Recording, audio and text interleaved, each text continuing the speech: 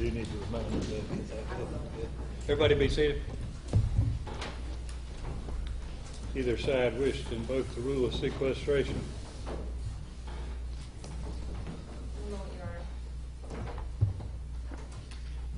I've already instructed mine to. Well, yeah, I haven't invoked it yet, but you want me to invoke the rule of sequestration? I think so, yes. All right, I'm invoking the rule of sequestration. Are there any witnesses present here in the courtroom? If so, please stand. If you're a witness, please stand. A rule of sequestration has been invoked. That means you need to remain outside the courtroom except while you're testifying. While you're waiting to testify until you've been excused, you're not to discuss the case among yourselves or with any other person.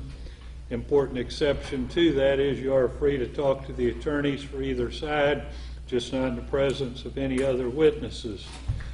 Counsel for each of the parties are instructed to advise each of their respective witnesses that are not present at this time of the directions I've just given, and each of them shall be governed thereby. Any violation of this direction may not only subject you to contempt of court, but may also disqualify you as a witness in this case. As I've said, you may discuss your testimony with counsel for either party in the cause. The witnesses may step out now. Your Honor, I have If you're a witness, you need to step out. What? I have a potential expert witness who may or may not testify, and I believe he should be allowed to sit in the courtroom. What kind of expert witness? Constitutional law. Yeah, he can step out. And then, Your Honor, I renew my request to have the rule of sequestration also applied to the clerk that's present next to me. I've denied that request. Okay. Anything else? Yes, Your Honor. I want to just renew my objection to the jury panel itself. I'm not waiving any of my challenges that were denied. And I want to renew my motion in limine to restrict the use of two true bills, or to restrict the use, the ambiguous, vague, or confusing use of the term violent. You don't need to re-preserve anything you've already made. So anyway, let's have a jury, please. I have one more, Your Honor. All right. So far, you've just been repeating what you've already done. So you have something new? Yes, Your Honor. I had also filed a motion for sanctions for failure to disclose Brady material and exculpatory evidence after notice and opportunity to cure. I've told you that Brady is a self-executing duty on the prosecutor. It's not a court activity, and it will be reviewed after the fact. So that motion is denied as moot. It's unnecessary. All right, let's have a jury, please. Deputy.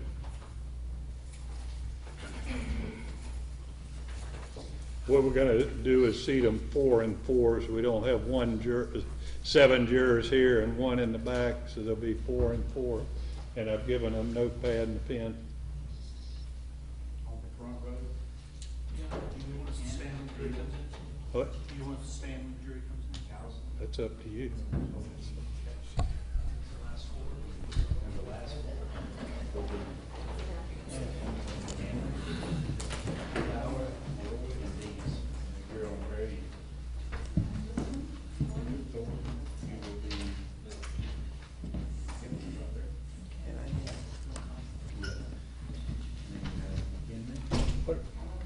Why don't you let her with the crutches be on the end, please? Why don't you just stay on the end, let everybody get by.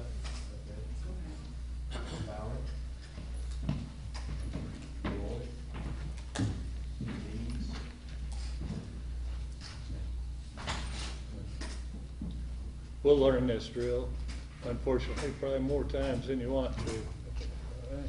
Welcome back. Thank you for being back here. Everybody be seated, please. All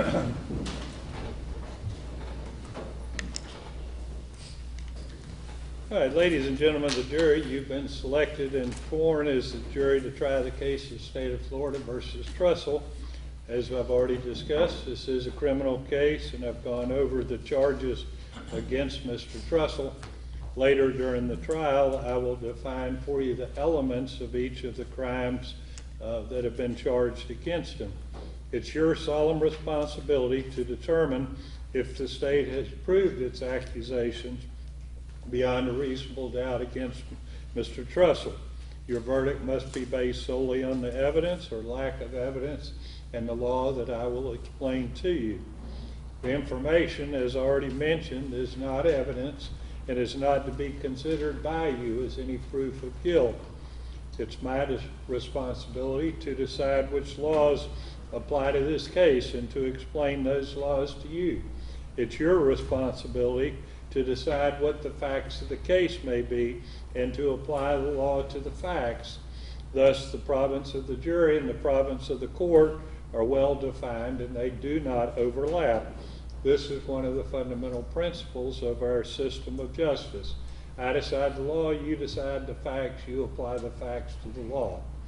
Before proceeding further, it may be helpful if you understand the order of trial in which a trial is conducted.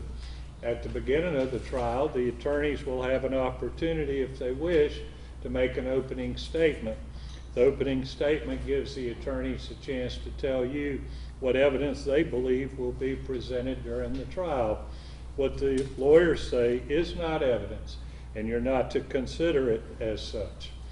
Following the opening statements, witnesses will be called to testify under oath. They will be examined and cross-examined by the attorneys. Documents and other exhibits also may be produced as evidence. After the evidence has been presented, I will instruct you on the law, and the attorneys will have an opportunity to make their final arguments.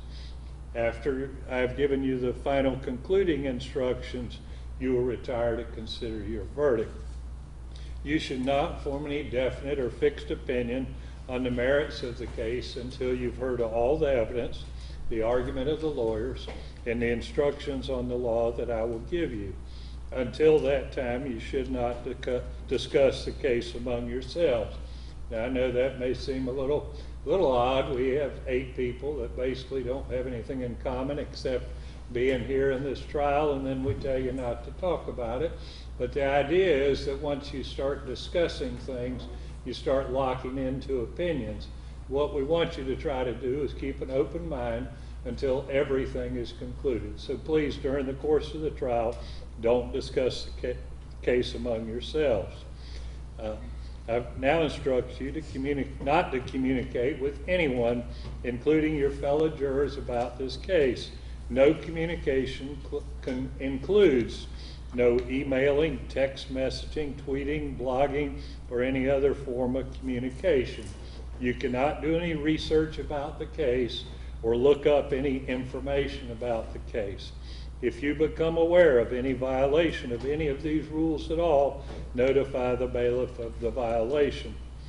During the course of the trial, we will take recesses, and you will be permitted to separate and go about your personal affairs. During the recesses, you must not discuss the case with anyone, nor permit anyone to say anything to you or in your presence about the case. If anyone attempts to say anything to you or in your presence about the case, tell them you're on the jury trying the case and ask them to stop. If they persist, leave them at once and immediately report the matter to the bailiff, who will advise me. All cell phones, computers, tablets, or other types of electronic devices must be turned off while you are in the courtroom. Turned off means that the phone or other electronic device is actually off and not in a silent or vibrating mode. You may use these devices during recesses, but even then you may not use your cell phone or electronic device to find out any information about the case or communicate with anyone about the case or the people involved in the case. Do not take photographs, video recordings, or audio recordings of the proceedings or of your fellow jurors. After each recess, please double check to make sure your cell phone or electronic device is turned off. At the end of the case, while you are deliberating, you must not communicate with anyone outside the jury room. You cannot have in the jury room any cell phones, computers, or other electronic devices while you're deliberating. If someone needs to contact you in an emergency, The court can receive messages and deliver them to you without delay. If you just have them, if there was an emergency, they should just contact the sheriff's department and they would make contact with you.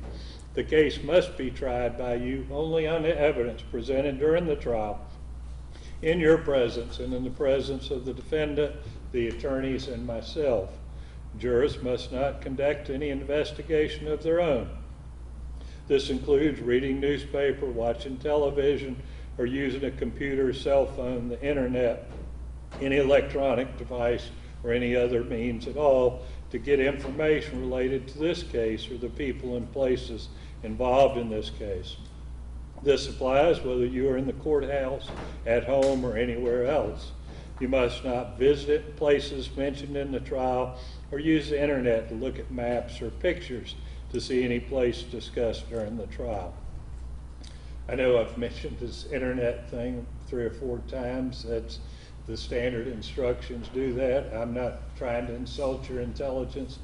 Frankly, that's just been a big problem. There have been some major cases that had to be thrown out because jurors didn't follow those instructions, and I'm not sure that repeating it 3 or 4 times necessarily solves a lot of that problem, but I think all of y'all got pretty good sense. I don't want to be wasting your time, and I don't want you wasting mine, so let's abide by that, and everybody will be good.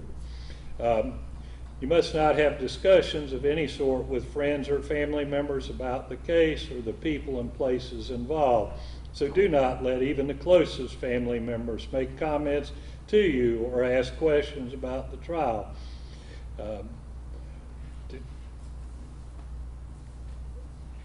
These rules are imposed because jurors must decide the case without distraction and only on the evidence presented in the courtroom.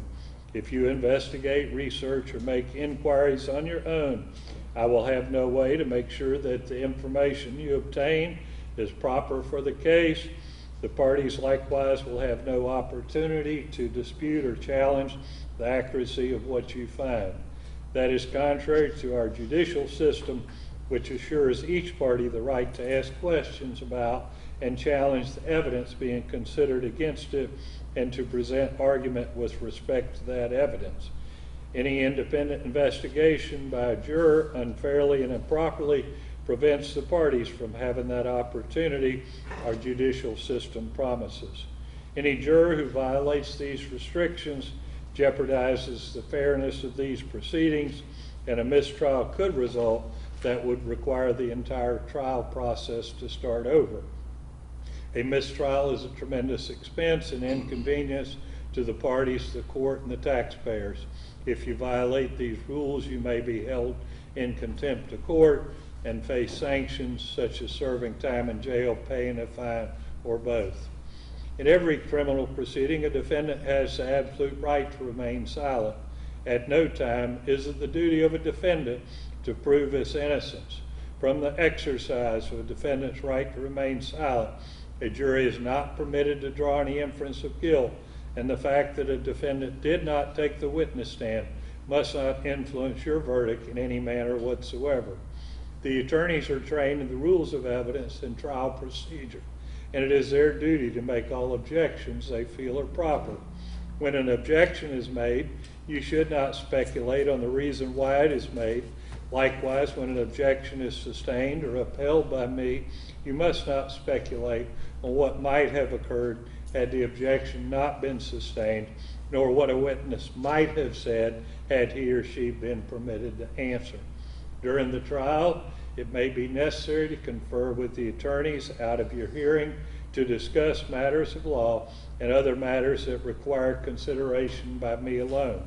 It is impossible to predict when such a conference may be required or how long it will last. When such conferences occur, they will be conducted so as to consume as little of your time as is necessary for a fair and orderly trial of the case. I can assure you I will do everything I can do to make sure we don't waste your time. It's not always possible, but I make it a goal of mine to use your time wisely. I've already told the attorneys if they want to make arguments of law, we need to do it before you get here during lunch or after you're gone. I'm going to do my best to make that occur. If you would like to take notes during the trial, you may do so. On the other hand, you're not required to. That is entirely up to you. We have provided you with a notepad and a pen for your use if you wish to take notes. Any notes that you take will be for your personal use. However, you should not take them with you from the courtroom until you start your deliberations. During recesses, if you'll leave them in your seat, the bailiff will ensure they're not tampered with by anyone. After you have completed your deliberations, the bailiff will destroy your notes. No one will ever read your notes. If you take notes, do not get so involved in note-taking that you become distracted from the proceedings. You may wonder what I mean by that. We've had a rare instance where some juror decided to act like a court reporter and try to write down everything that was said in the courtroom. Important part of your job is to listen and observe the witnesses, decide whether you think they're accurate historians or not. Don't get so buried in note-taking that you lose that function. Your notes should be used only as aids to your memory. Whether or not you take notes, you should rely on your memory of the evidence, and you should not be unduly influenced by the notes of other jurors. Notes are not entitled to any greater weight than each juror's memory of the evidence. During the trial, you will be permitted to ask questions of witnesses in case you missed something, you did not understand something, or you need to clarify a pertinent issue. The rules of evidence apply regardless of whether a question is asked by the attorneys, by me, or by you. Therefore, there may be a legal reason why I cannot ask your question. If I do not ask your question, you must not hold that against either of the parties, and please do not take it personally. Subject to that understanding, this is how we will proceed. When the attorneys have finished asking their questions, if you have a question, please raise your hand. That would be after all the questioning of that particular witness is over. I'll try to remember to ask you, but I'm getting old and I forget sometimes, so you just raise your hand and I will let you ask a question. Let me clarify two things on that though. Can't wait till we doing the next witness and say, I want to go back and ask that witness before a question. Once they're gone, and in deliberations, you can't ask to have some further question asked. So if you have a question, ask it while the witness is up there. I will give you time to write your question on a clean piece of paper and give the paper to the bailiff. We don't have any oral questions. In other words, you need to write it down. I will then confer privately with the attorneys. If I determine that it is a legally appropriate question, I will ask your question, and the attorneys may ask follow-up questions. If your question is not asked, you must not discuss it with other jurors or hold it against either party. The questioning of witnesses is the primary responsibility of the attorneys. You are not obligated to ask any questions, nor encouraged to ask large numbers of questions. However, if it will help your understanding of the case, you are encouraged to do so. As I indicated, the next thing to occur is the attorneys will be given an opportunity to make an opening statement. As I've also said, what the attorneys say is not evidence, and you should not consider it as such. However, I do encourage you to give them your careful attention. The opening statements are intended to give you an understanding of the evidence that the attorneys expect to present and the issues in the case. We'll start with the state of Florida. Mr. Meigs. Your Honor, I have my phone on vibrate. I need to turn it off. And I think it makes some noise. All right.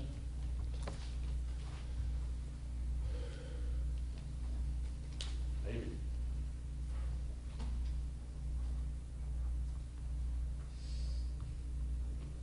Well, it is.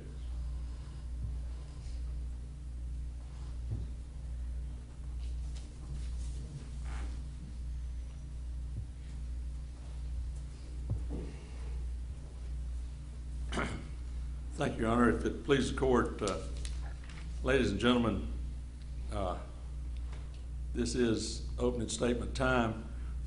First thing I want to do is thank you for being willing to be a juror. I think as you watch this process unfold this morning, you probably all realized that there were things you could say that would cause you not to be sitting here. And so on behalf of the state of Florida, I do thank you for that. As the judge has told you, this is a time you're going to hear some testimony, and this is a time where we can give you kind of a overview so you'll know what this case is about. So, because it's going to come in through witnesses. And basically this overview is, I'm going to go by the individual witnesses, but I'll give you a brief overview of the whole thing.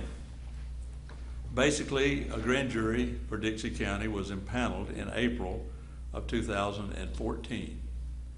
This grand jury that was impaneled by an acting circuit judge, at that time, Cynthia Munkittrick, who was also served as the county judge for Dixie County. And I'll probably do that a time or two before it's over, say Leon instead of Dixie. The grand jury, and you're going to hear something about how a grand jury works through the instructions that the grand jury was given. But the grand jury has a foreperson, and there's instructions that are given to the grand jury. And we're going to go over those instructions with you a little bit, the pertinent parts as they pertain to the defendant. But in this particular case, the defendant, Terry Trussell, volunteered to be the foreman of the Dixie County grand jury. And as such, they're in session, you'll learn, for 6 months. And during that 6 months period, they could be called into action at one time or another to do Dixie County grand jury work. Long about getting into the latter part of the summer in August, latter part of their 6 months, there developed some controversy, and you'll hear from Judge Parker that he then, who is the chief judge of the Third Circuit, Judge Parker took over the grand jury on August the 7th of 2014. And he would be the judge that was responsible for dealing with any issues before the Dixie County grand jury. Now, on August the 14th, there was a scheduled meeting of the Dixie County grand jury for 1 o'clock. And it's kind of important, and this is where the testimony from witnesses developed this information. At 1 o'clock, the Dixie County grand jury was supposed to meet because it had been called into a session either by the state attorney or by the court because there was a call for the grand jury. The foreman of the grand jury, you're going to hear some instructions also, that the foreman's job is to preside over their meetings and their deliberations. You're going to hear some information that a grand jury foreman is a grand juror, and no grand juror works on their own. They work together as a body. It is a body decision. I'll touch on that in a little bit. But on that particular day of August the 14th of 2014, the grand jury foreman, in this case the defendant, came to the clerk of the court and wanted this very courtroom that we're standing in at 10 o'clock. And he pulled I don't know, best word, a ruse to get this courtroom with the clerk of the court, Dana Johnson, and told her that he needed to get in the courtroom at 10 o'clock. Now their session doesn't start till 1 o'clock, to set up for the meeting that was there. But that was a ruse. And another group of people came into this courtroom and conducted a meeting that nobody in this courthouse knows what happened in this meeting with some citizens. And so after that was over, the next day, Terry Trussell comes back to Dana Johnson, the clerk of the court, with what is known as a true bill. When you hear the instructions, you're going to learn about what a true bill is in grand jury lingo. So what I want to do now, that kind of tells you what's going on. And there was a true bill issued that basically is what becomes known as an indictment. And there was a charge or a command to arrest some folks. So what we'll have is the first witness you're going to hear is Dana Johnson, the clerk of the Dixie County Court. And she will tell you that the grand jury for Dixie County was impaneled in April, and its term ran through, I believe, September. And during that period of time, the grand jury of Dixie County returned no indictments, and to her knowledge, no proceedings were held with the Dixie County grand jury. She will tell you also that she knows Terry Trussell, knows him by sight, and knew him to be the foreman of the Dixie County grand jury. And he used this ruse to get the courtroom from her, and she gave it to him to set up for their 1 o'clock meeting. She's going to tell you that after that, on the next day, that Terry Trussell came to her to notarize some documents and his signature on what is known as a true bill. You'll see those true bills. And that he wanted those filed with the clerk of the court. She will tell you that she notarized them for him, knowing that he was the foreman of the Dixie County grand jury, and she really didn't look at them. She just notarized his signature and caused them to be recorded in the public records of Dixie County. After he left on August the 15th, she went back and looked at those true bills that had been filed with her, looked at them more closely. They were not the product of the Dixie County grand jury. They were product of a non-existent grand jury called the People's Grand Jury, or the Common Law Grand Jury. She will also tell you that she had advice from her lawyers that when documents like that get filed with them, they are not to be part of the public record, but they are to be kept on file in the clerk's office. And she has maintained and kept those on file after she looked at them. She will also tell you that when she looked at them with the commands, and you'll be able to see those documents and see what they are, there was a command in those documents for the sheriff to go out and arrest the school board, the superintendent of schools, the governor of this state, the state attorney of the 3rd Judicial Circuit, the superintendent of commissioner of education with the state of Florida.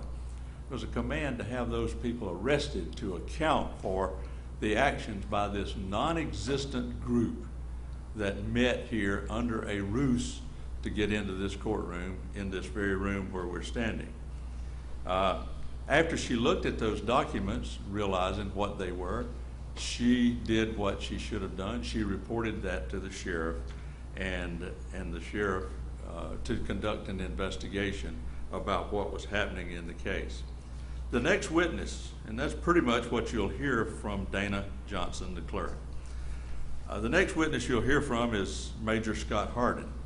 He will testify that he received these documents from Dana Johnson, your clerk, and looked at them and realized that they were not legitimate, and he knew what to do with it, and he called the Florida Department of Law Enforcement to come and commence an investigation into these documents. The next witness that you'll hear, so he turned them over to the Florida Department of Law Enforcement. The next witness you'll hear will be Special Agent Frank Linton, who was assigned by the Department of Law Enforcement to investigate this filing of these bills that were bogus, that were not legitimate, with the clerk of the court here in Dixie County. And in the course of his investigation, he had a conversation with Terry Trussell about the filing. And he'll tell you that Terry Trussell says, I filed those. I took them down there. I did that. And he was concerned as the investigator because in his conversation with him, Terry Trussell says his group that met illegitimately under the ruse in the courtroom had investigators assigned to the case. And in fact, they were en route to Tallahassee to talk to the governor. And he will tell you that he was concerned about that and notified the agents that are in charge of security for the governor with his own agency about this coming meeting. He will tell you that there was a concern that he had that there might be some kind of citizen's arrest of these people on these bogus documents that were filed. And pretty much that is his testimony that you will hear. The next thing that the state will introduce in evidence, we're going to introduce numerous public documents. One of the elements, one of the essential elements of the counts that really go from counts 5 through 14 is that there was some attempt to influence, intimidate, harass, retaliate, or hinder a public official. These documents that will be introduced into evidence will indicate that your superintendent of schools is a public official. They will indicate that your school board in Dixie County are public officials. These are official records from the Secretary of State. They will indicate that the governor of the state of Florida is a public official. They will, and in the law, if a person is a candidate for an office, they are also, you'll hear that in the law, declared to be a public official, as is the commissioner of the Department of Education. And so we will introduce those elements, those documents, to establish an essential element of counts 5 through 14, that these are public officials. The next witness that we expect to call in this particular case is the acting circuit judge that was acting circuit judge at the time of the start of the grand jury in April. And that will be former Dixie County Judge Cynthia Munkitrick, who was an acting circuit judge who instructed the grand jury. And we're going to ask her to give you many of the instructions, because some of the elements in this case are that the defendant, Terry Trussell, had knowledge, and he knowingly did some of the things that were happening in this particular case. And she'll say, and I'm just going to touch the high spots on them, but some of them are very essential. She talks about duty. It is her duty as the acting circuit judge to instruct the grand jury as to their duties, and it was their duty to follow those instructions. They were told that. And they were told that they are an investigative body, and they should be aware of the tremendous power they have. And they were told that the function of the grand jury in criminal matters are to investigate and determine if there's sufficient evidence to bring a person to trial, and ascertain if there is probable cause. One of the things she'll tell you is your duty is only to ascertain where there is probable cause to believe a crime has been committed by the accused. If the evidence is sufficient to constitute probable cause, then it's your duty to find what is known as a true bill. And what you're going to see is a document in the exhibits that you'll see that are called true bill.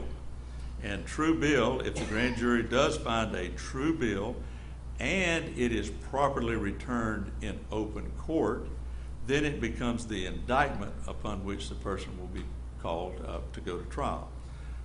That did not happen. Terry Trussell filed these with the clerk, and it was not returned in open court.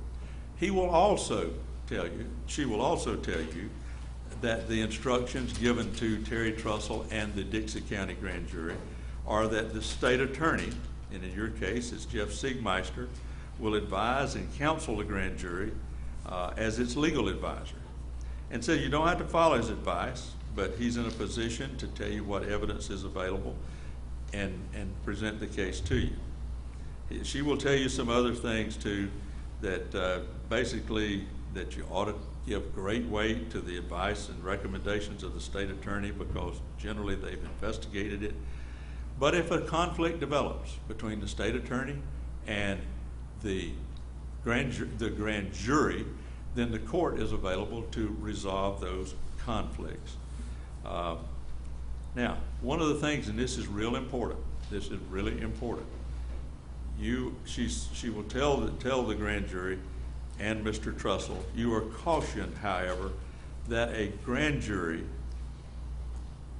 investigation shall not be the tool of any group in order to harass or oppress any individual or institution or to pry into private affairs without good cause. Indictments based on street rumor and common gossip will not be permitted. No person should be singled out by a grand jury for the purpose of censure or criticism by imputation or innuendo. It's improper to make a presentment unless you return a true bill. And she will tell you what the duties of the foreperson are, which are to preside over the meeting and to see that they're carried out in an orderly fashion. That is his duties. No more.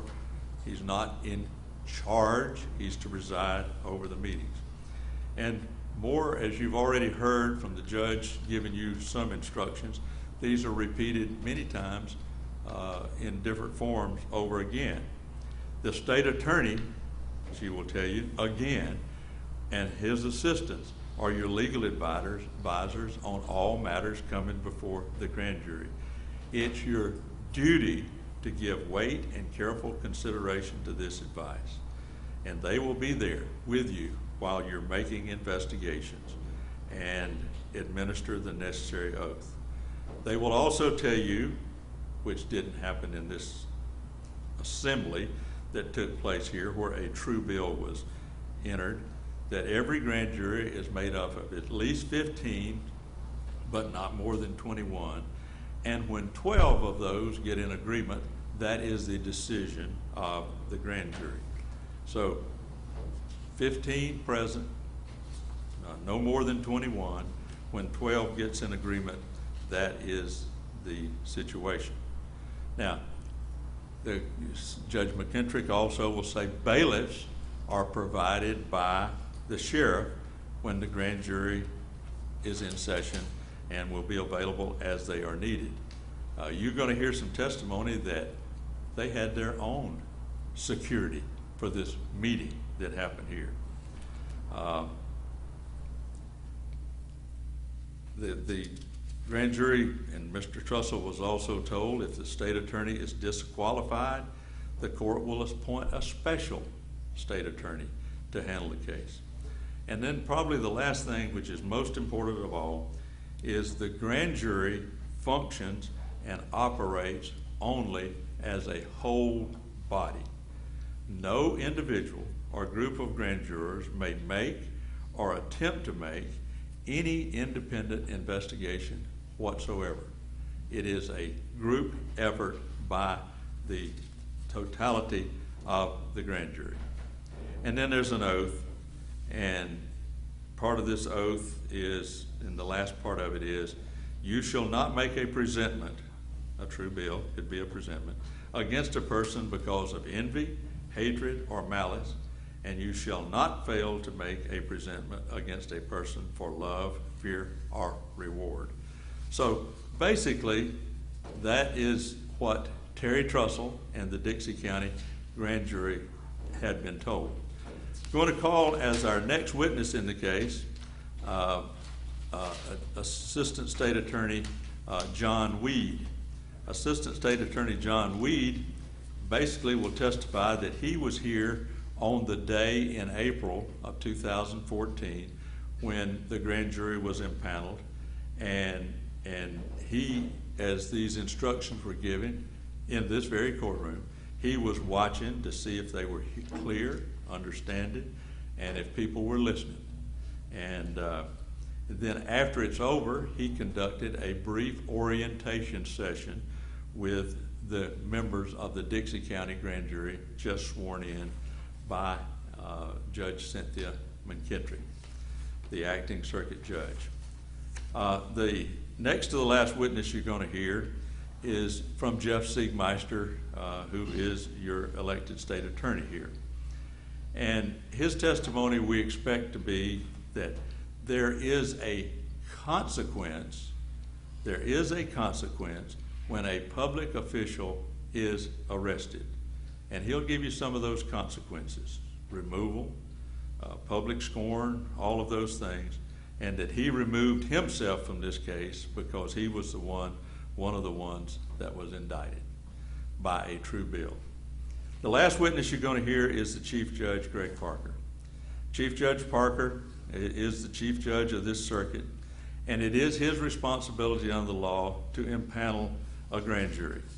And in this case, in April of 2014, he designated the county judge, Cynthia McKittrick, to impanel and swear and instruct the grand jury. But on August the 7th of 2014, because of rumblings in the courthouse, things that were being said, things that were being done, he personally entered an order that he would be the person, the judge, who would deal with any conflicts with the Dixie County grand jury. He will also tell you that he's never authorized, there is no authority for anybody to establish another grand jury. It's foreign to our law. It's not, we don't have a common law grand jury. We don't have a people's grand jury. And he will tell you that there is a proper procedure for how a true bill is to be returned, and it's in court where he looks at it to see if it's in proper form. He will see exhibits, these two true bills. He will see those exhibits. There are issues that the judge has to deal with as to whether the thing should be sealed.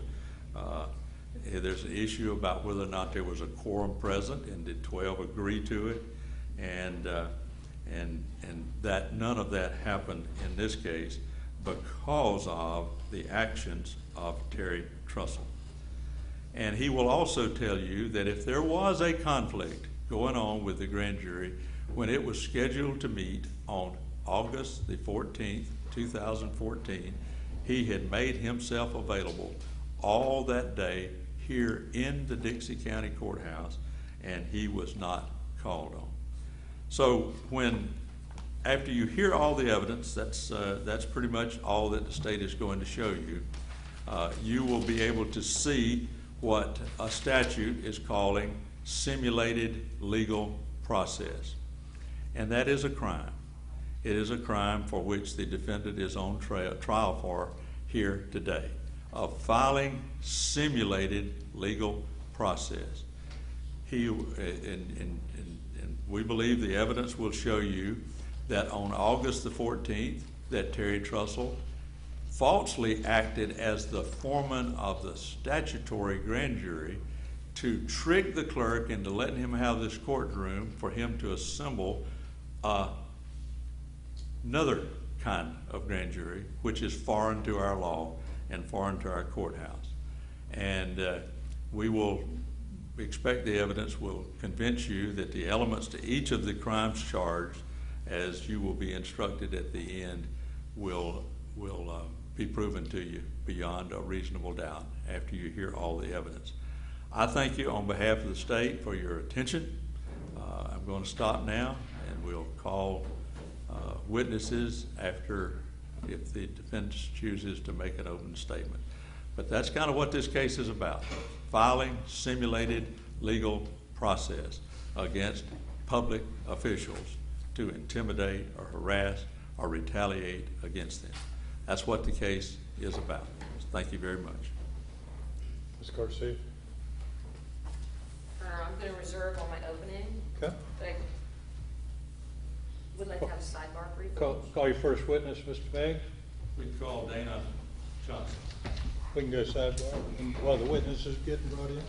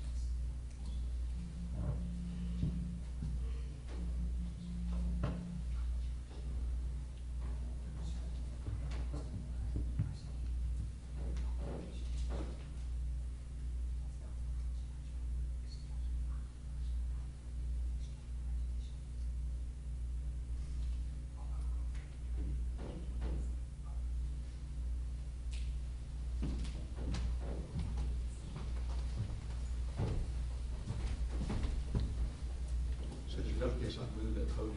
Please do, if you'd move it down, kind of towards the end of the table. Is your witness here? Somebody who would get. I He think would- go ahead. Okay. I'm unfamiliar with where they are, but they are out there. Did John-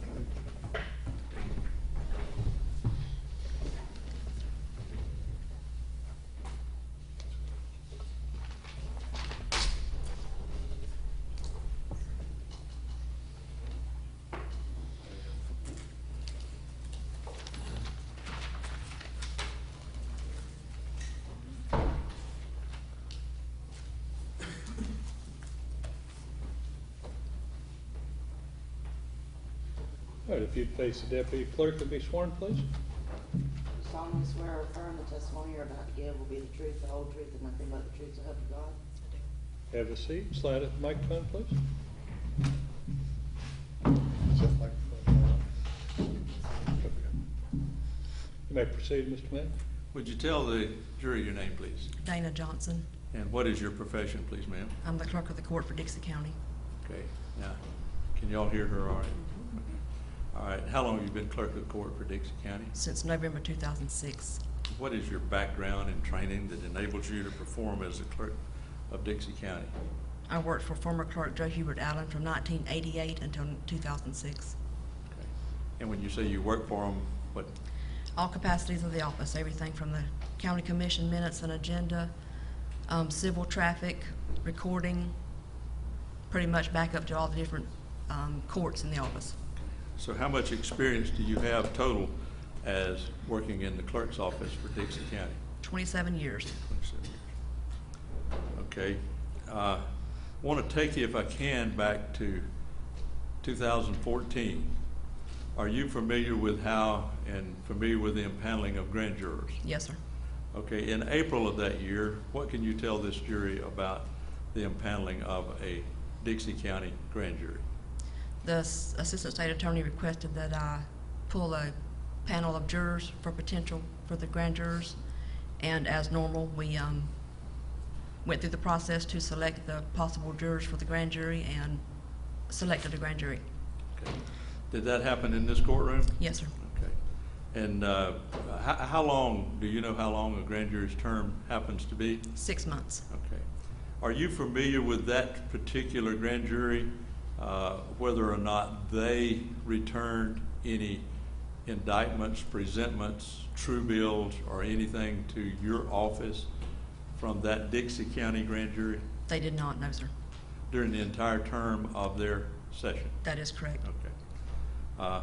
Do you know the defendant, Terry Trussell? Yes, sir. And how do you know Terry Trussell? From coming in the office and haven't seen him around county commission meetings, etc. Okay. Were you made aware that he became the foreman of the Dixie County grand jury? Yes, sir. Okay. As such, did it strike you, is this unusual or usual, for the foreman of the grand jury to be contacting you as clerk? Objection, leading, foundation. Overruled. Very unusual. Very unusual. Did he contact you? Yes, sir. Okay. What were the things that, and let's call our attention, was there a scheduled meeting of the Dixie County grand jury scheduled anytime in August? Yes, sir. And do you know when that was? I believe it was at 1 p.m. on August 11th or the 14th. I'm not sure the date. I'm sorry. Okay. Okay. Did you see Terry Trussell on August the 14th of 2014? Yes, sir. Okay, where did you see him? He came into my office. Okay. And what did he say to you when he came into your office? He was requesting the courtroom in preparation of the grand jury for that day at 1. At that time, you knew there was a 1 o'clock session of the grand jury, Yes, did sir. you or did you not? I had been made aware by the state's attorney. Objection, leading. Overruled. Okay. And what was his purpose in coming to meet with you?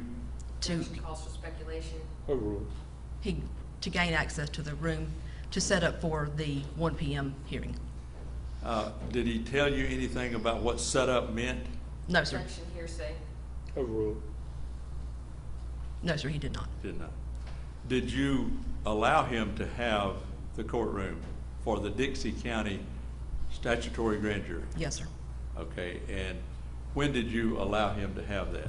It was that morning, I'm not sure exactly of the time, the morning of the day he needed it. Okay, and did you know that the grand jury was in fact coming in at 1? Yes, sir. Okay. What role do you have in whether or not he can get in and out of this courtroom as clerk? Objection foundation. Overruled. I do not have any other than contacting the county judge's assistant, the judicial assistant. She's the one that actually regulates the courtrooms for Dixie County. Okay. Did you inform her that the courtroom was needed in the AM for the Dixie County grand jury? Yes, sir, I did. Was Objection, it- your second. Overruled.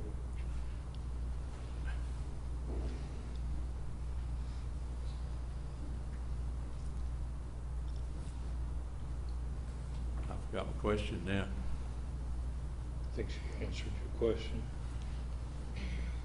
But I forgot what it was. All right. Maybe repeating myself. Did you arrange through the judicial assistant in the county judge's office for the courtroom to be available at 10 o'clock Yes, sir. for the Dixie County grand jury? Yes, sir. Objection leading. Overruled. All right.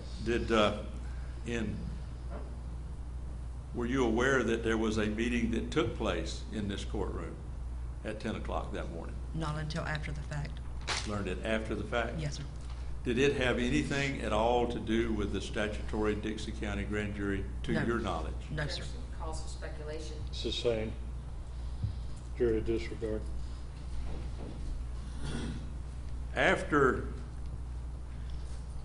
Did the grand jury of Dixie County meet at 1 o'clock that day? Yes, sir.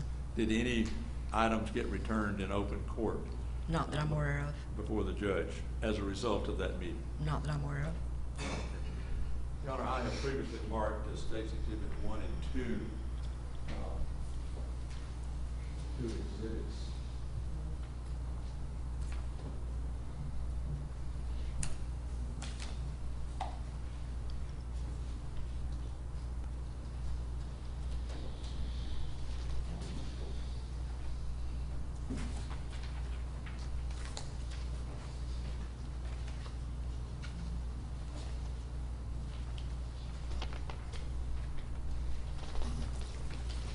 I could approach the witness. You may. Let me show you what we previously marked as State's Exhibit, and I think we've done this for identification purposes, State's Exhibit number 1 and number 2, and ask you to individually look at each one of those particular documents, and if you can, tell the jury what, if anything, you know about them. The first one is a true bill. Objection foundation. Don't read from it at this point. Let's make sure it's admitted in evidence before you start reading Okay. from it. Which one were you looking at? What Exhibit 1. number? Exhibit 1. Okay, did you have a case, what do you know about that exhibit? How did you get that exhibit? It was filed in the official records in my office. I'm talking about what do you know about it yourself? Did you notarize it, or who brought it to you? How did you get it? Objection Yes, sir. leading. I notarized both Wait, of the. hold on a second. Multiple questions. Ask her one question, please, Ms. Kennedy. How did you get it? It was presented to me in my office to be notarized by Mr. Trussell. By Mr. Trussell? Yes, sir. Okay, did you in fact notarize it? I did, yes, sir. Okay. And what was the purpose of that document being given to you? What did you do with it? It was recorded in my official records. Objection calls for speculation. Overruled. It was recorded? In my official records, yes, All sir. right, that's Exhibit 1. Yes, sir. Okay. Now, I don't want to complicate matters, but we're filing a lot of stuff electronically now, Yes, sir. okay? Was that electronically filed in your system, or how was it filed and recorded? Yes, sir. It was manually scanned into my system electronically. Okay. And that's Exhibit 1? Yes, sir. Okay. Now, I have looked at, and you've looked at it, there's some dates of the notary on there. When you notarized it, Yes, sir. Objection to the form. Overruled. Was there a problem, or do you see a problem in there about the notary date? I do. And what is that problem? The first exhibit number 1, when I notarized it, I stated the year as 2015 when actually it should have been 2014, because on the second one, I could put in the correct year as 2014. Now, and so what would you call that? An error on my part. Overruled. Okay, a mistake on your part? Yes, sir. Okay. And what is the full date? I'm sorry. August the 15th, 2014. And you received, and those were brought to you by whom? Terry Trussell. Jefferson Leland. Overruled. And did you in fact record those? Did you look at them when they were brought in? Briefly, Okay. Why did you accept those exhibits from Terry Trussell? because he stated to me that he wished them to be filed in the official records. So I notarized the statements and I handed them to my recording clerk to be recorded. Did you see the words true bill on them? I noticed the title, True Bill, yes, sir. Okay. Did you examine the I documents did for not, no, sir. content? No, sir. Was that an unusual process? No, Were sir. you- That was not an unusual process for me to record something, notarize something, record it. No, sir. Did you look at it and examine it for form and content and all that when you recorded it? No, sir. Okay. At a later time, did you have occasion to examine those documents? Yes, sir, I did. And do you recall about when that was? The same day. Same day? Yes, sir. After you looked at them, exhibits I one, think did we you- switched, Mr. Meggs, from talking about one document to talking about multiple documents. I'm a little confused. So you're asking her now about multiple documents. She's only identified one. Okay. You've identified exhibit one. Is the same thing you've testified to today consistent with exhibit two? Yes, sir. Okay. After you looked at it, would your testimony be the same as it pertains to both of them? Yes, sir. Were they both recorded Yes, sir. in your office? Yes, sir, at the same time simultaneously. Simultaneously. Okay. Now, after you looked at them, what did you learn from looking at them? Upon further examination after, Jefferson Yes. Foundation. Overruled. I determined they should not have been recorded in my official records. Okay. And what made you determine that? This happened in August 2014.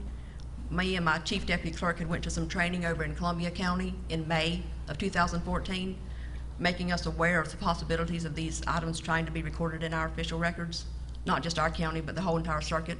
And once I looked at them, I immediately realized that they should not have been recorded in my official records. Okay. And are those, what you have, exhibit 1 and 2, are those the items that were recorded in your official records? That is correct, yes, sir. Okay.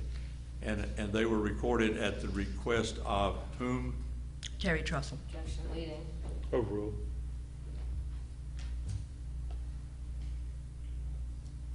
After you looked at them, what did you then do? I had them removed from our official When I records. say them, that's exhibit 1 and 2. Yes, After sir. you looked at exhibit 1 and 2 and examined them closer, what did you do? I had them removed from the official records and placed in a miscellaneous file, meaning that records are still filed within my office, they're just not placed in the official records. Okay, are they still on file in your office? Yes, sir. Or were They they sh- still on yes, sir. file? And Yes, are sir. they still on file? Yes, sir, they certainly are. Did you take action to pull them out of the recording section of your office? Yes, sir. Okay. And how did you do that, and why did you do that? Jefferson Um, Compounds. Let's do it. How did One you and do two. that? I will talk slow, Judge. How did you do that? I had my, I actually went to my deputy clerk and I asked her, I said, were these recorded in the official records? She said, yes, ma'am. I said, well, we need to remove them because they are not, should not be part of our official record. So we actually took blank pages and filled in behind these Okay. documents in the Okay. official records. Both of those documents? Both of those. Okay. And by what authority did you do that? From the training I had previously in Columbia County, and also at the same, recently, at this time period, we had received a notification from our general counsel with the Florida court clerks and comptrollers, letting us know that if anything accidentally got filed in our record, to please remove it. Okay. And you in fact did that? I did, in fact, yes, sir. Okay, after you removed those documents, did you take any further action? Yes, sir. And what did you do? I took copies of them to the sheriff's office, and it's my understanding the sheriff's office ordered them to FDLE. And now, Objection of lack of personal knowledge, I still with the sheriff's office. Overruled. okay, as you generally just superficially look at that, do those two dockets to you as the clerk of the court appear to be real on the surface? Objection, it calls for, facts not in evidence, best evidence rule, narrative, leading, lack of personal knowledge. Overruled. I'm sorry. Did can they, you- yeah, I'm kind of with you. Do they appear to have legitimacy when you just initially When you look at them? initially glance at them, yes, they do, but after you read them, they clearly do not. Okay. Objection, prejudicial or abusive in its insinuations. Overruled. And then so you turn them over to the sheriff? Yes, sir. Okay, for an investigation? Yes, sir. Okay. Can I have one moment, Judge? You may.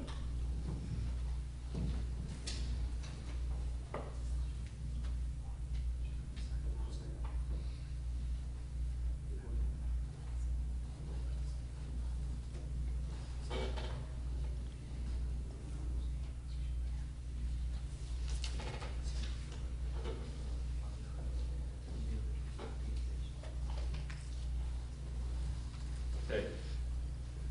On these two documents that you recorded, Exhibits 1 and 2 for identification at this point in time, on those two documents, are they recorded in the same recording in your office, or are there two separate recordings?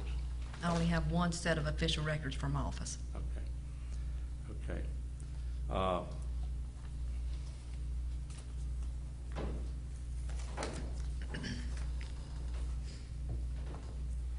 Did everything that you have testified about here today happen here in Dixie County, Florida? Yes, sir. Okay. Your Honor, at this point, I would move into evidence states exhibit number 1 and 2. Any objection? Yes, Your Honor. There's been no. You wish to be heard further? Yes, Your Honor. We'll go sidebar. Yes, sir.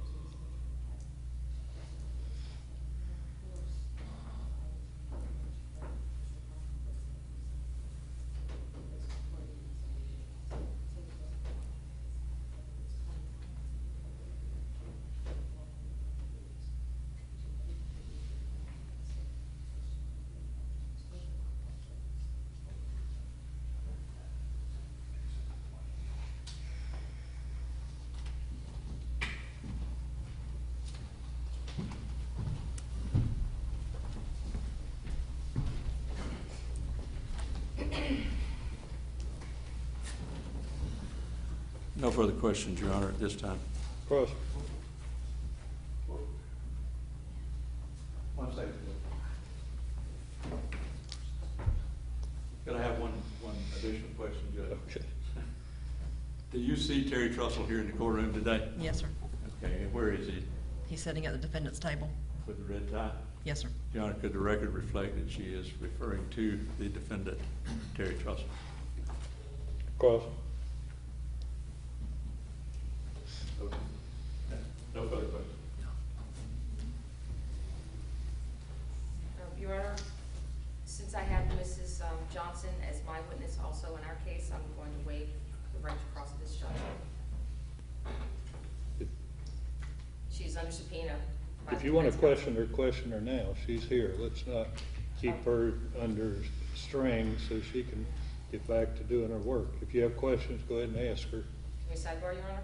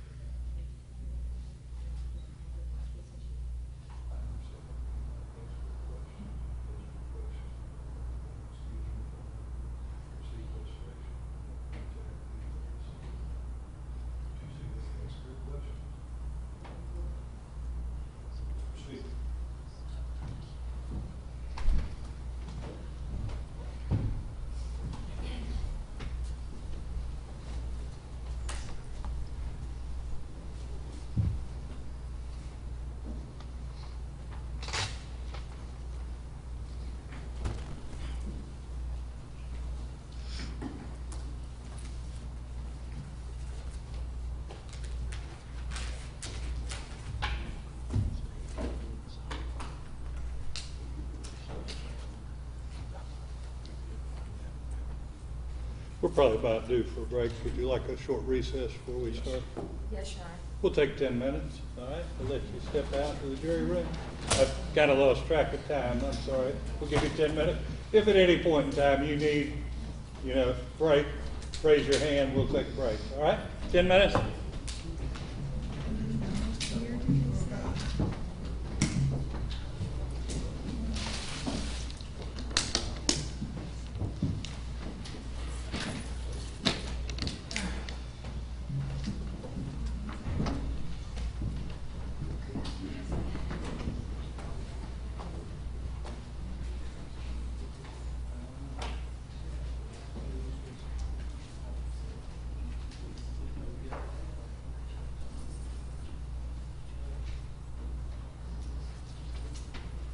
Ms. Johnson, she's going to question you.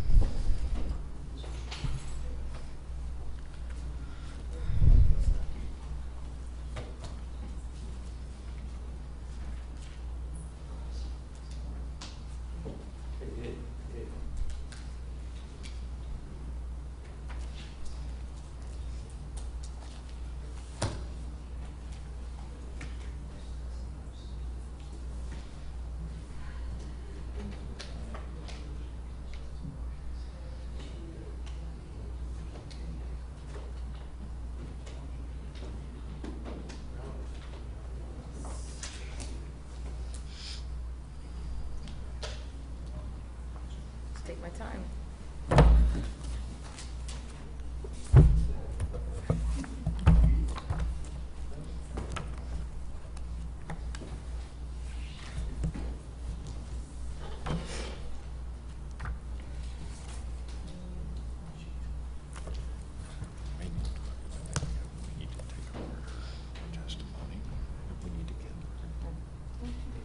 Just follow written prohibition to take her testimony. It's 3:30, I'll just go for 2 hours.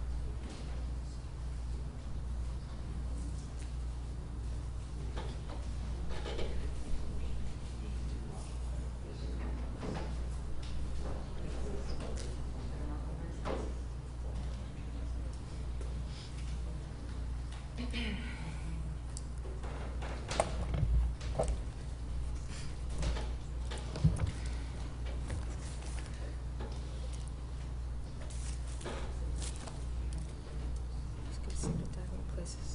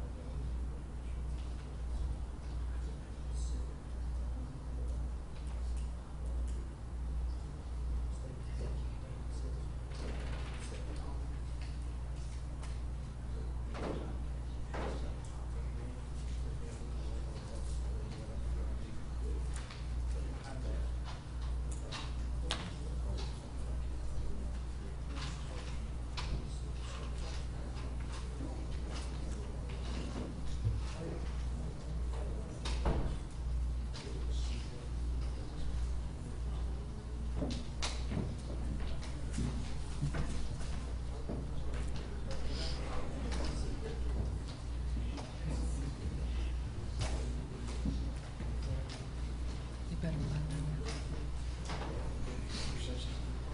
or two. Court come to order, all rise. Clerk, the court is back in session. Be seated, please, clerk.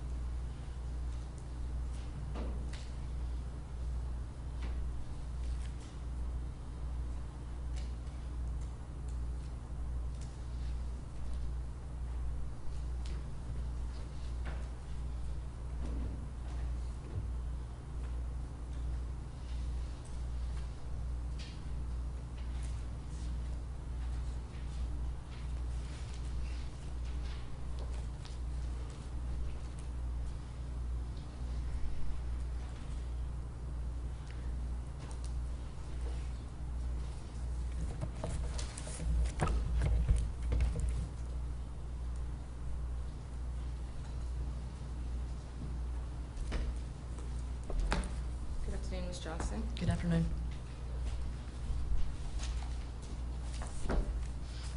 Isn't it true you had an agreement with Mr. Trussell as of August 11th, 2014, not to file or record any documents in the public record?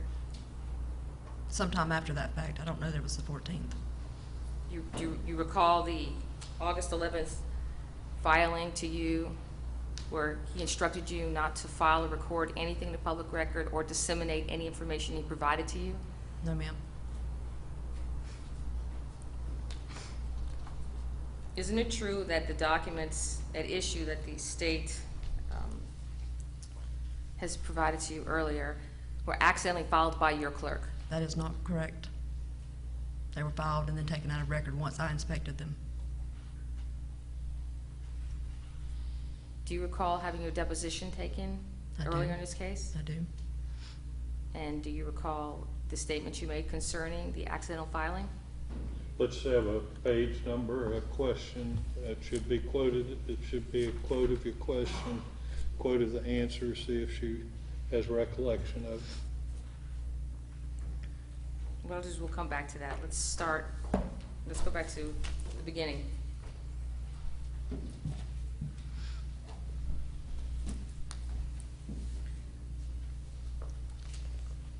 Was Terry Trussell the statutory grand jury foreman of Dixie County? Yes. April 21st, 2014? 14. Was Yes. that the day that he was impaneled? Yes. Were you in the impanelment? No, I was in the courtroom when the jurors were selected and put in the box. Are you the one that keeps the records for the grand jury? No, ma'am. Who keeps the records for the grand jury? The state's attorney's office.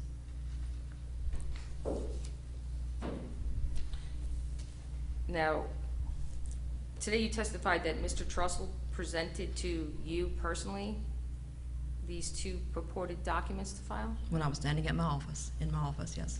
Tell me more about what happened that day. Were you at the desk or was someone else at the desk? I was at Another the clerk? desk whenever he come in the office, and he asked if I notarized his signature. So I notarized his signature and handed the paperwork to my deputy clerk for recording. So you handed it to the clerk for recording, not Mr. Trussell, correct? That is correct. And at that point, Mr. Trussell did not directly ask you to file or record it because you had a prior agreement with him, correct? I don't recall a prior agreement.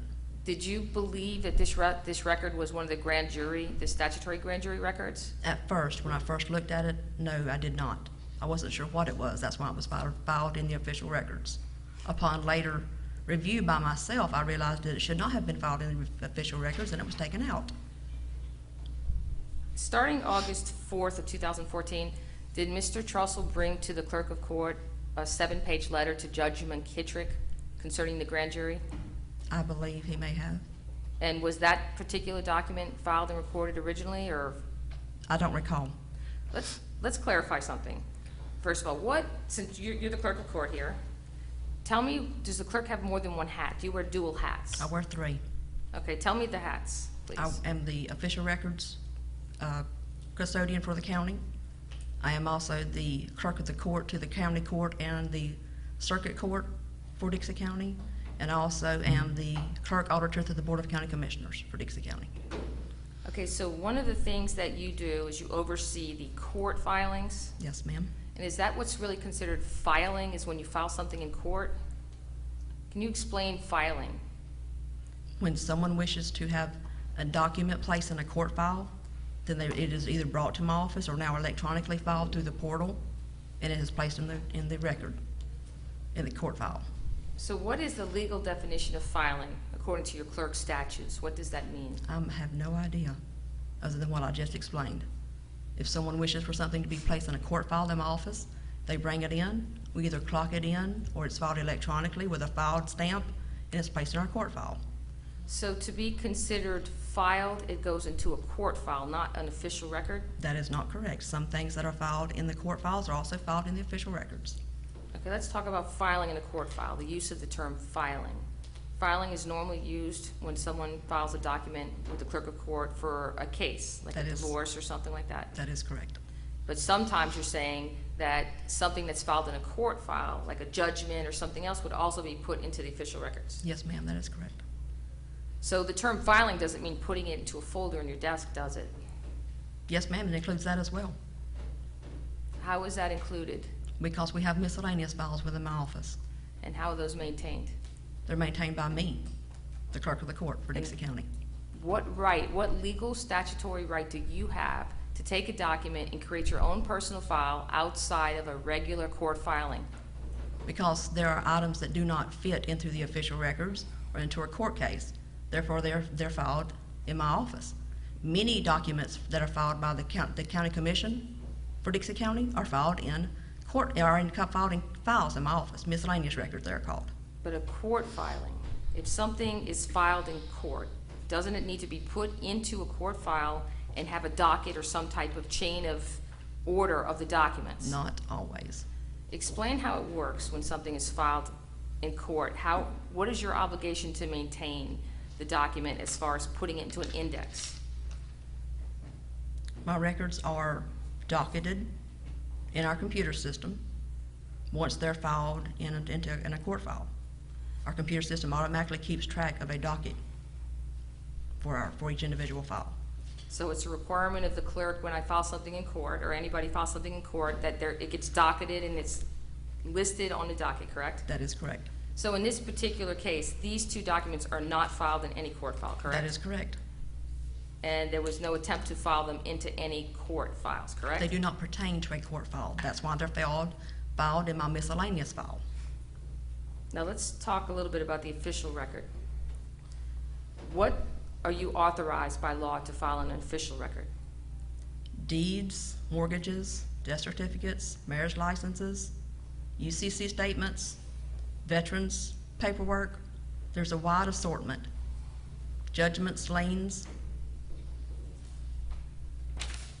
Are you authorized, is that a ministerial duty that Yes, you have ma'am. to do? You have to comply with the statutes, correct? Yes, ma'am. So if something is put into the official record, it has to be a document or item that's allowed to be put into the official record? That is correct. And does the official record have any type of indexing system? Yes, ma'am. Explain the indexing system of how your official records work at this courthouse.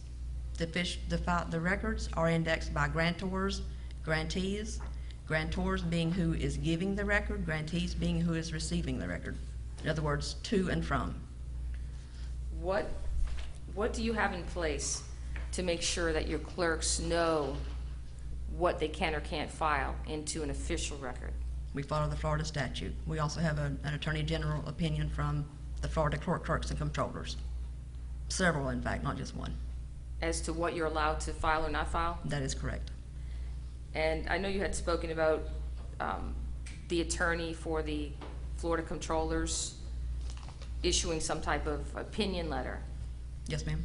And you've read that opinion letter? Yes, ma'am. And does the opinion letter direct you into whether something is considered filed or not? Recorded in the official records or not. And does it also teach you about what is considered filed or not? Not necessarily. No, ma'am, the statutes cover that for us. Have you reviewed the letter from Mr. McDonald to see what his opinion was on what was considered filed and what wasn't considered filed? Yes, ma'am. And based on his letter, without disclosing the content of his letter, do you believe that once a document is removed from the public record or from the court file, that it's not considered legally filed? It is still considered legally filed in my office. As I explained to you earlier, I have a miscellaneous file. Now, in your miscellaneous file, you have utility bills, correct? I have a number of all kind of different things. Yes, ma'am. Those aren't public records, correct? Actually, they are public record, yes, Are ma'am. those official records? They're not. There's a difference between official records Okay. and public records. So let's talk about that. Okay, what is an official record? An official record is a document filed in the official records of Dixie County. Okay, so these two true bills are not filed in the official records or recorded in the official records in Dixie County, are they? They are not. They are placed in my miscellaneous file. Okay, so they're not filed in the clerk of court. They are filed with the clerk of the court. They are not recorded in my official records. So they're not an official record. Exactly. So if someone were to go look at the official records where these items purportedly are, what are they gonna find? They're not in my official records. They're in my miscellaneous file within my office, which is also a public record. Does the public record have any, do your public records have any type of requirement for indexing or analyzing? Or is that just where you put all of your other papers besides the court filings and the official records? That is correct. So if I were to go to the official records today and try to find these 2 true bills that were purportedly there, they're not there, correct? They are not recorded in the official records.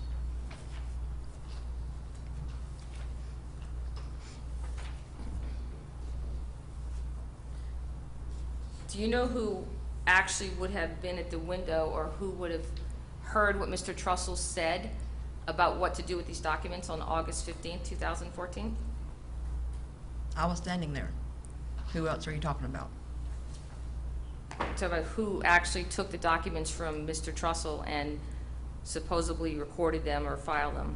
I notarized them, I turned around and handed them to my deputy clerk, and she recorded them. Which deputy clerk? At that time, I'm not sure. I would have to look at the documents. I do not have them in front of me. Your Honor, do you have the 2 true bills?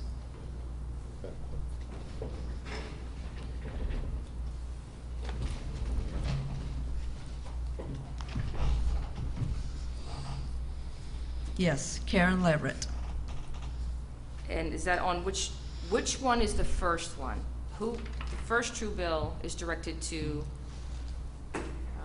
does it have Siegmeister's name on it, or does it have the governor's name on it?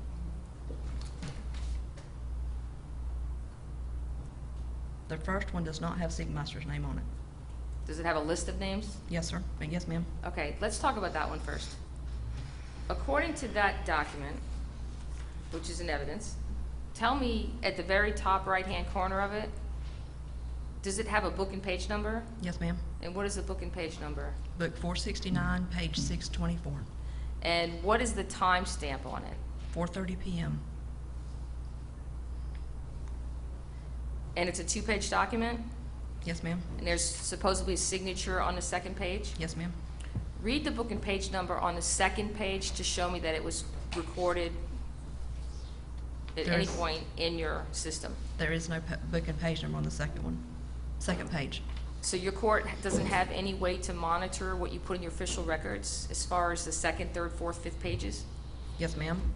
Once a document, multiple page document is filed in my official records, the initial filing stamp or sticker, they're stickers, they're not stamps anymore, is placed on the initial front page. Then we scan the entire stack of the document into our system. Once we scan it into the system, it comes up as an image. Those of the images then have the book and page number, the date, and the time stamped on those. How do you make sure that pages aren't substituted or changed if they don't have book or page numbers on them? We go through a 3-step verification process. What is that? We manually look at them, we look at them on the screen and compare them to the document in front of us, and we look at the original document that the sticker is on. But in this case, you didn't look at it, correct? You said you didn't realize till later in the day that this wasn't a document that should have been recorded. So who would have been the one with the knowledge? Wait a minute, you're asking 2 questions. Let's ask your first Okay. question. Since the second page of this document doesn't have a stamp on it, who would have been the person with the personal knowledge of whether or not that second page was actually part of this document?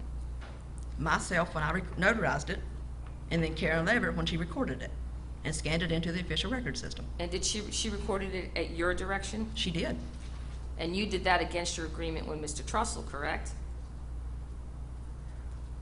I'm not certain at what point Mr. Trussell and I, you say, had this conversation. So I'm not going to say whether I did or didn't. Let's talk about the conversation you had with Mr. Trussell concerning not filing or recording any documents. Tell me what you remember from that conversation. After I realized Exhibit 1 and Exhibit 2 should not have been filed in the official records, the next time he came into the office to record something in the official records, that's whenever I explained to him that he could no longer record documents that were not official records in my official records. So you're stating that you did not have this conversation or an agreement with him till after August 14th? I'm telling you again, I do not know what date. It was sometime, I believe, during the month of August 2014.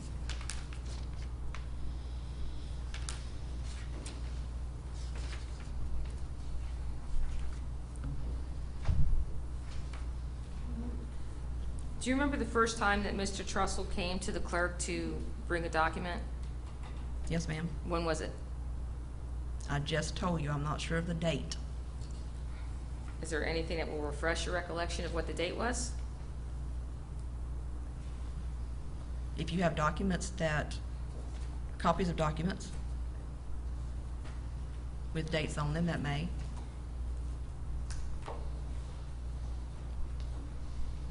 Before I go back, let me ask a question. Do you know, where's the blank pages that replaced these documents? In the official records, And did you bring them with you today? I did not. Why not? Were you instructed not to? I was not instructed to bring them.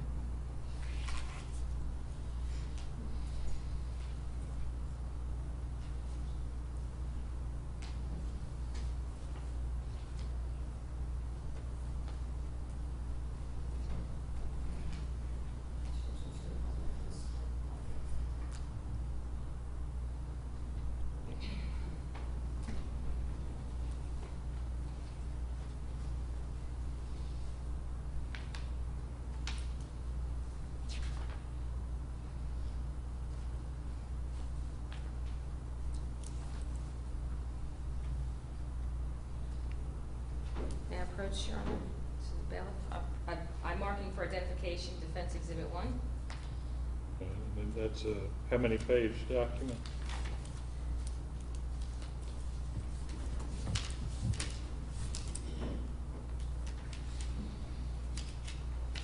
It's 8 pages, Your Honor.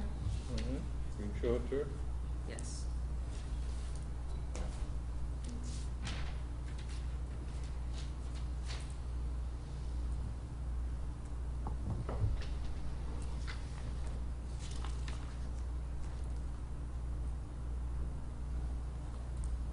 May I approach? You may. Thank you. Ms. Johnson, I'm going to hand you 8 pages. Could you identify what that is? These appear to be blank pages that are in the official records of Dixie County. And what are the book and page numbers of these blank pages?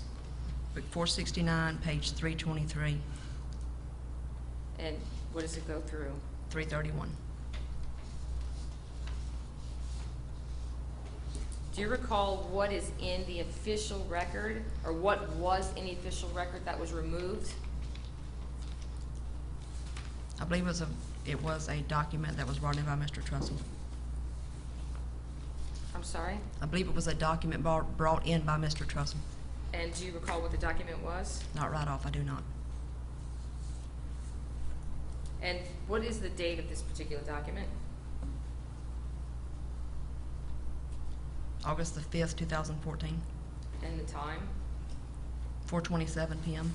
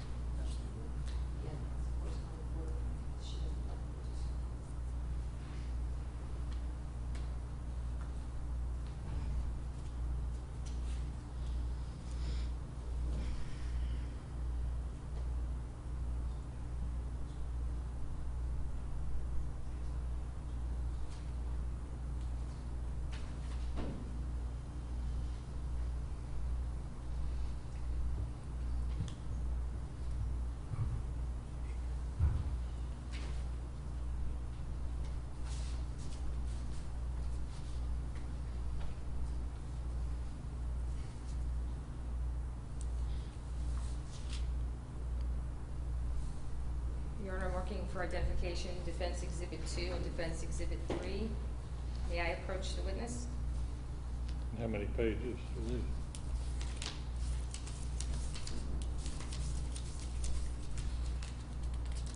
9 pages. 2 is how many? I'm sorry, Your Honor?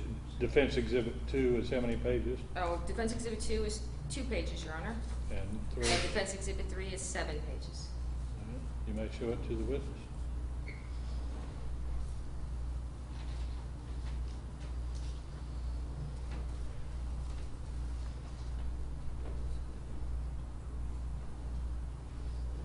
Can you please compare the book and page number on the documents I just handed you with the book and page number with the blank documents?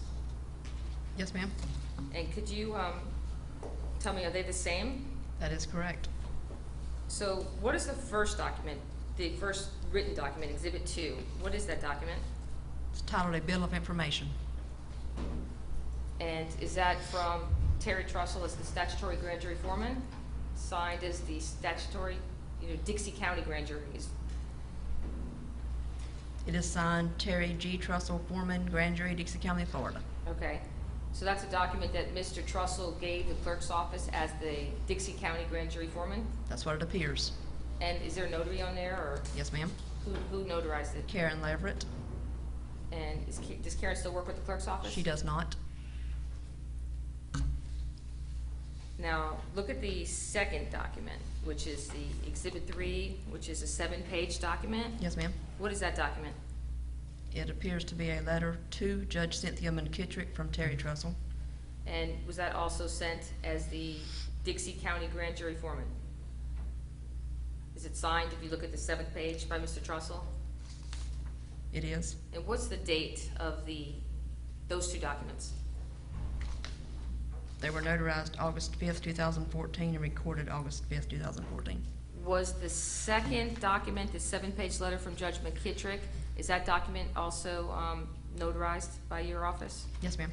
Who notarized that? Karen Leverett.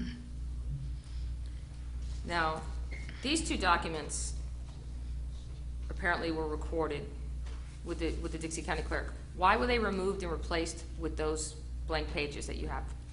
Because these are not information that needs to be in the official records of Dixie County. Why? Because they do not fit into what the statutory and attorney opinion says should be filed in the official records of Dixie County. So who removed them from Me. the file? And did you have any legal advice or help in making the decision to remove the Dixie County grand jury documents from there?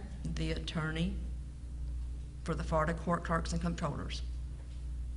Now, what does he have to do with grand juries and grand jury documents?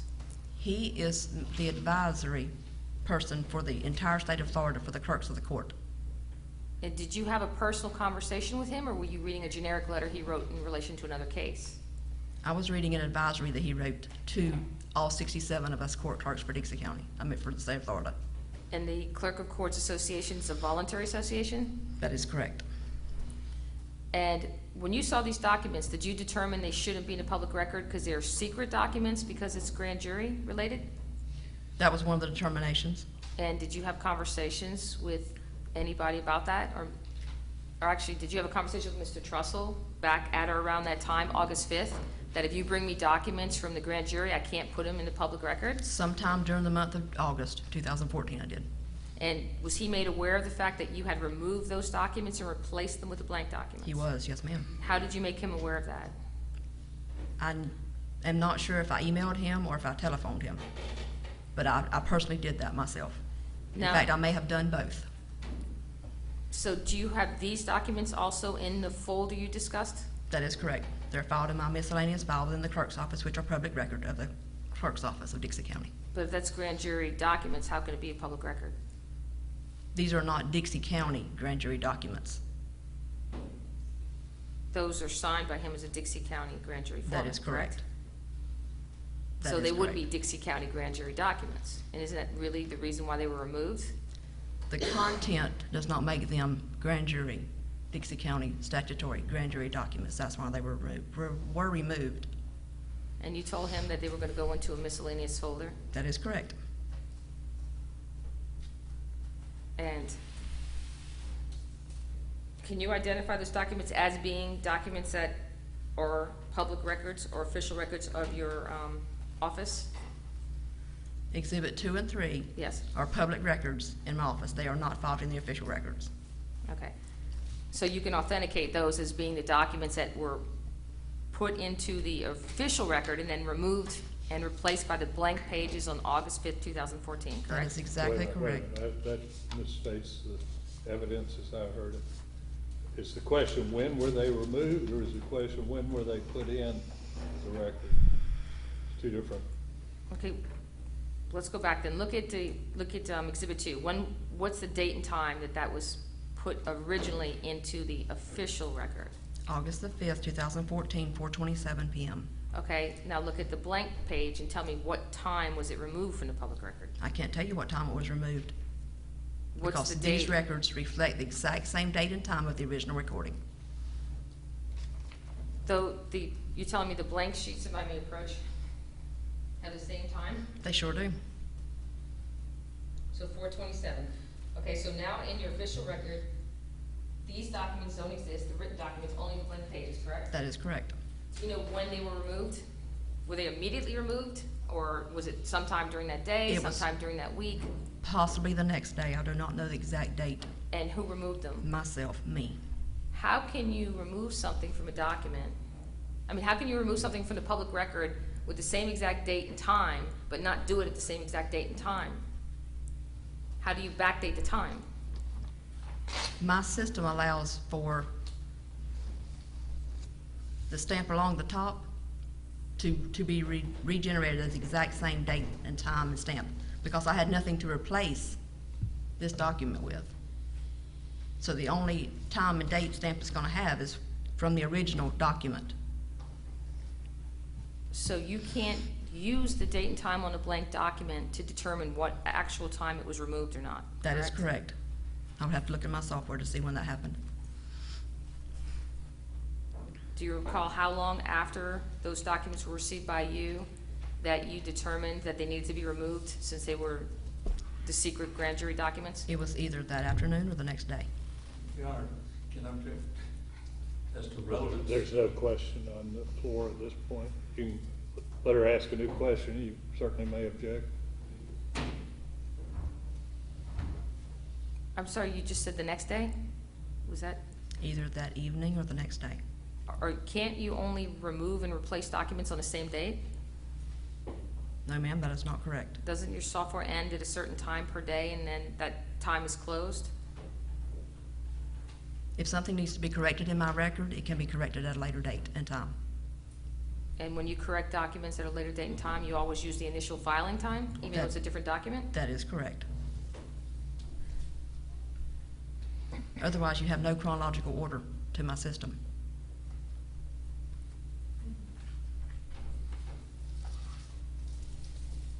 Do you know what the Exhibit 3 purports to be? Have you read that document? Not in its entirety.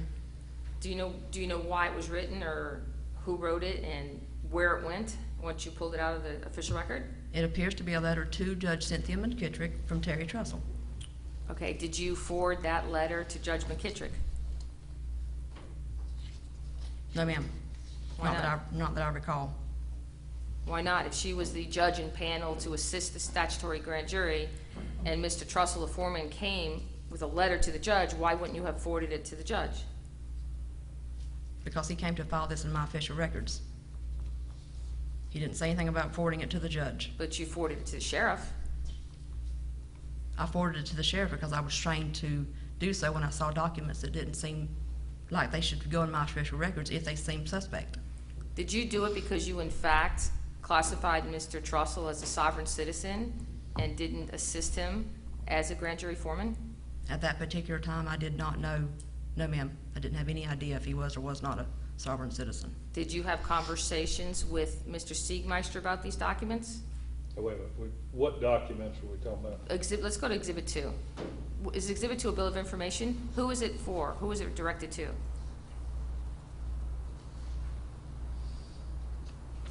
It doesn't really say who it's directed to. What made you determine then to remove that document? Because it is not a record that needs to be in the official records of Dixie County, per my Florida statutes and the Attorney General, my attorney's opinion.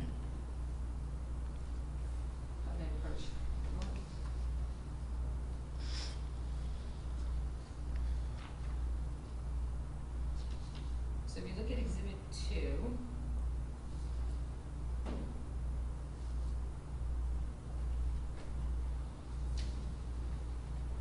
if you look at the last line of Exhibit 2, does he refer to the McKittrick letter? He does. Mr. Trussell? Did you forward the bill of information to McKittrick, or did you also just forward that to the sheriff? It was just forwarded to the sheriff. It was not forwarded to Judge McKittrick. Did anybody direct you not to give Judge McKittrick Mr. Trussell's problems with the grand jury? No, they did not. Your Honor, I would move Exhibits 1, 2, and 3 into evidence at this time as a public record. Actually, I'm sorry, Your Honor. Exhibit 1 is an official record recorded in the public filings of Dixie County, testified by the clerk. And 2 and 3 are public records in a miscellaneous folder, Second. testified by the clerk. We object to the basis of relevance. I'll sustain the objection at this point. Also, it would appear they're hearsay. So I'll sustain the objection at this point, subject to being determined to be relevant.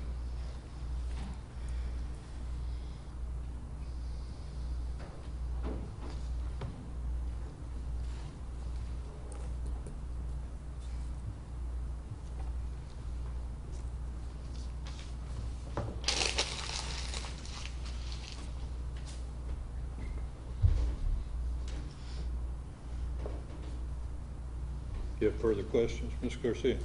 Yes, Your Honor. Okay, let's get to them. I'm going as quick as I can.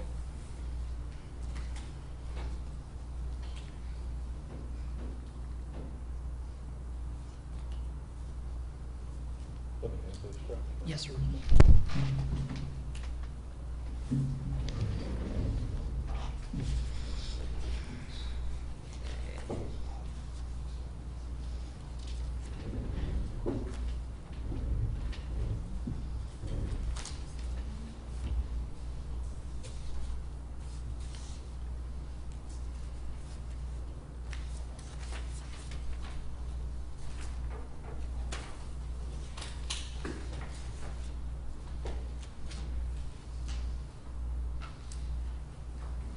If I may approach, Your Honor, I'm going to mark the 2 documents as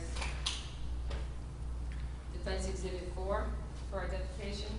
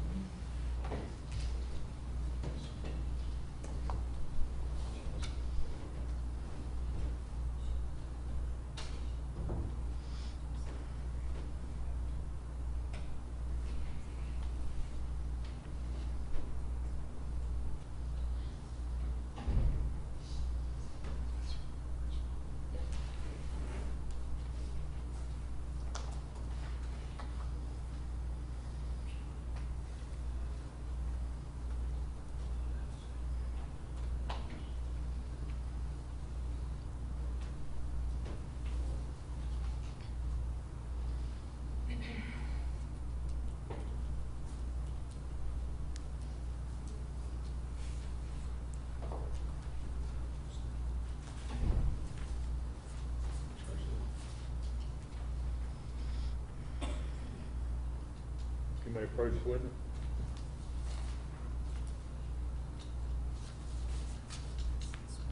Okay, I'm going to show you what's been marked as Defense Exhibit 4. It's 2 pages. Could you identify the first page? It's a bill of information dated August 11th, 2014. And is that directed to you from Mr. Trussell It is, yes, ma'am. in his capacity as the Dixie County Grand Jury Foreman, correct? Yes, ma'am. And you have seen this document before, Yes, ma'am. and you've read this document before, correct? Yes, ma'am. And if you look at the second page, actually, on the first page, what is the book and page number and There's no- time? There is no book and page number on the first page. Hold on a second.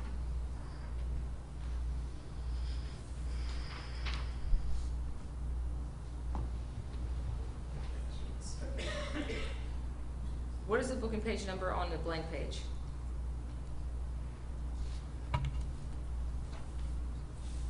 I don't have a blank page. What do you have? What's the second page you have? It is a civil lien, And what is the book and page number on a civil lien? 469, page 467. Do that one more time, I'm sorry. 469, page 467.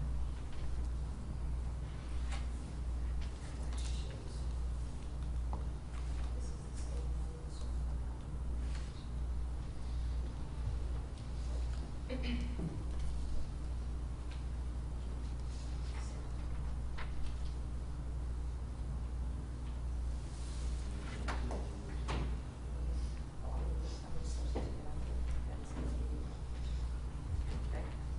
Your Honor, with the court's permission, I need to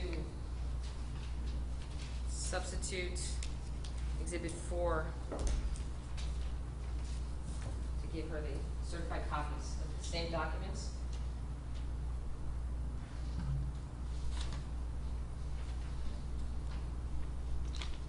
Okay, let's go back to Defense Exhibit 4. So it was a bill of information dated August 11, 2014, correct? Yes, yes, ma'am. And it was addressed to you from Terry Trussell, the foreman of the Dixie County Grand Jury, correct? Yes, yes, ma'am.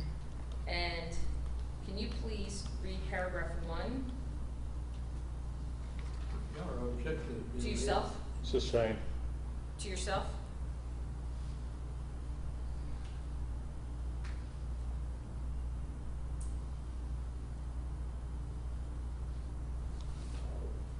Now, is this particular document, was this recorded in your official records at one point? Yes, ma'am. What is the book and page number that this bill of information was recorded? 469, page 467, What time?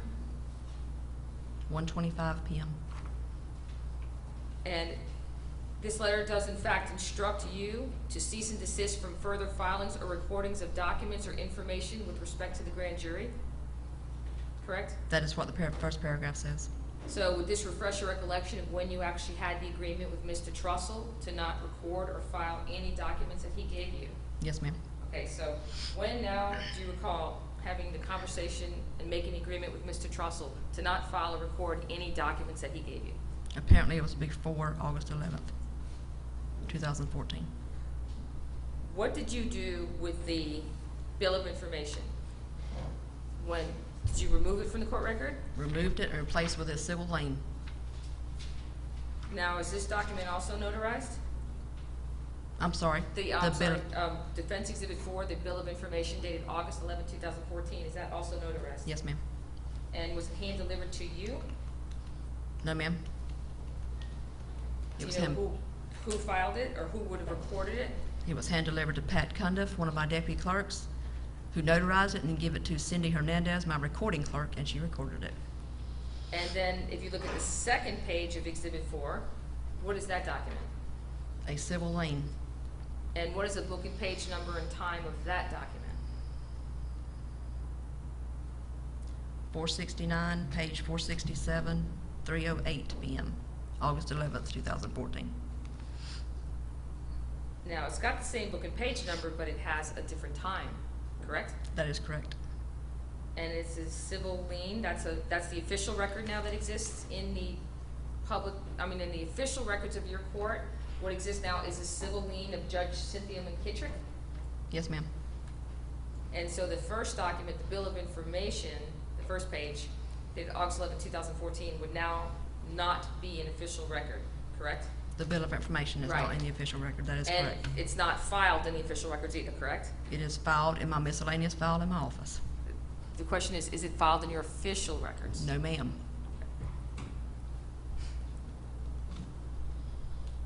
why is there a lien in a place of the letter that was given to you directing you not to file or record anything?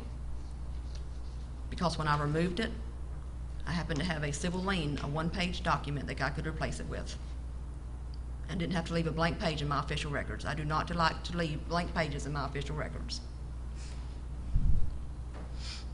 And the time on the civil lien is over an hour and a half later? Is that when you would have determined that you wanted to remove the bill of information? That is exactly correct.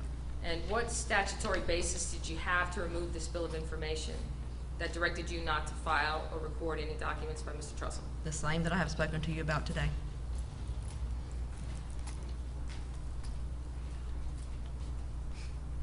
Did the attorney who you're relying on his advice also say that once it's removed from the public record, it's not considered filed anymore? That is not correct. It is filed in my office in the miscellaneous record.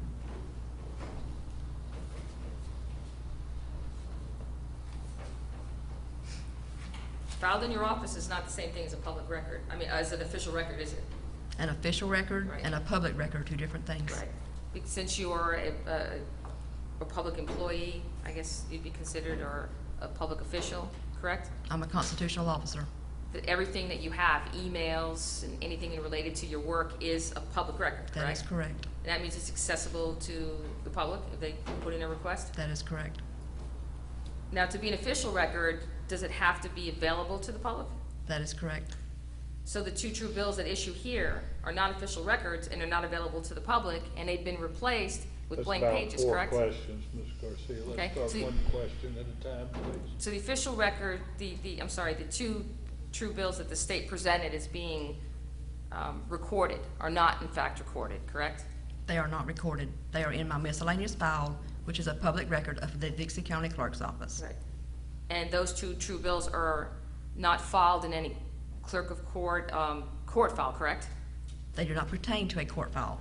They Exactly. are filed in the public records, a miscellaneous record of my office. So to be a legal process, it'd be filed in a court file, correct? Not necessarily. A public record can't be a legal process. Not necessarily.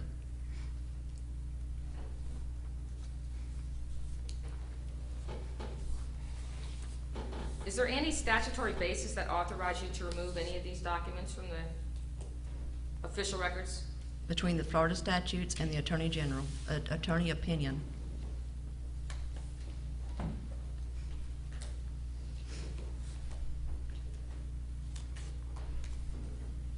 What is your authority to look at a document to determine whether or not it's a legitimate document or not? I don't understand your question. As a clerk of court, what authority do you rely on to determine if something is a fraudulent document or an untrue document or not? Once again, Florida statutes and the opinion from my attorney. What in the Florida statute says something is a fraudulent document? Where in the Florida statute can you point to that says that something is a fraudulent document? I can't tell you exactly. So does the Florida statute actually just tell you what you are allowed or authorized to file?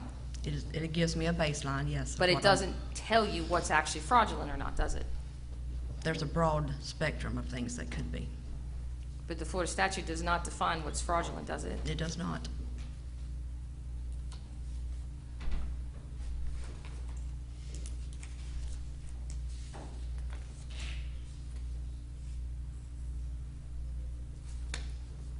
Did you ever provide these documents, the true bill and the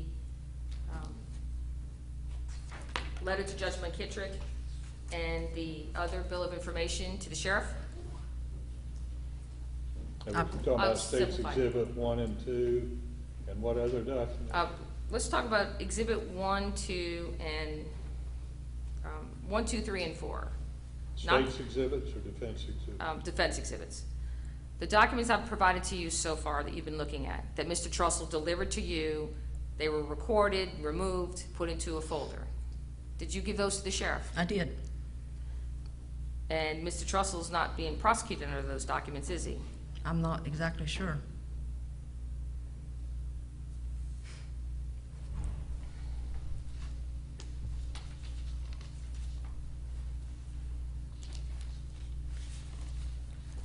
Now that you've reviewed the document from August 11, 2014, where Mr. Trussell ordered or requested you to cease and desist from filing or recording documents, did you have a conversation with him when he brought this document in? At some point in August, I did.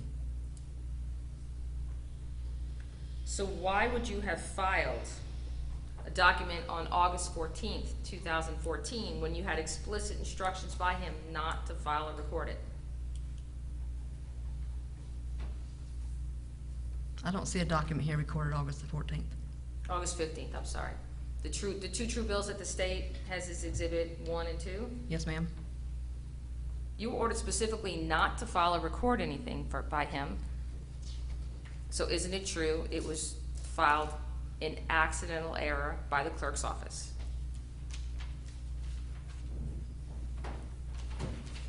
No, ma'am. These were put into the official records, and once I had a chance to review them, they were taken out of the official records. But you were ordered not to file or record them, so isn't it true that they were accidentally filed by the clerk's office and removed by the clerk's office because you realized they were accidentally filed? You can call it accidental if you want to. They were filed and they were removed. So it was really the clerk's error, not in bad faith, but just the clerk's error in actually putting it into the public record, correct? Not exactly, no, ma'am.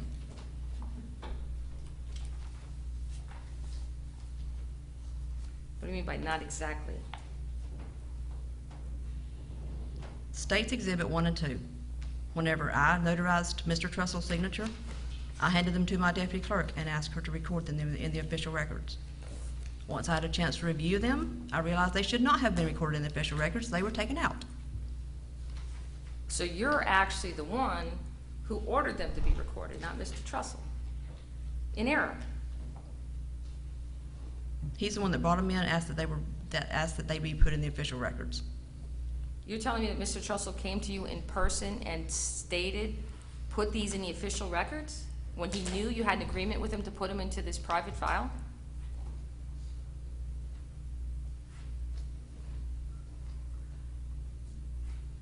I'm sorry, I'm confused. Can you re-ask the question? You admitted to having an agreement with Mr. Trussell and a conversation that nothing that he brought to you would be put in the public records, or not the public records, in the official records or be filed. Yes. So on August 15th, when he came in with those documents, didn't he come in with the expectation that these documents would be put into the same private folder as all the other documents from prior? I'm not sure what his expectations were. I can only tell you what happened to the documents. That you thought you had them recorded, not Mr. Trussell.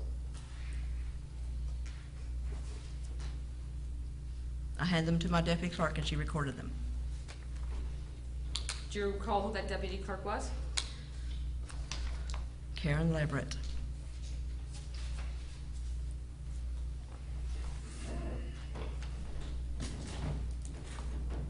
Do you have states 1 and 2 in front of you? The I two do. true bills? Yes, ma'am. Look at the, if I may approach for a moment, Your Honor. Okay.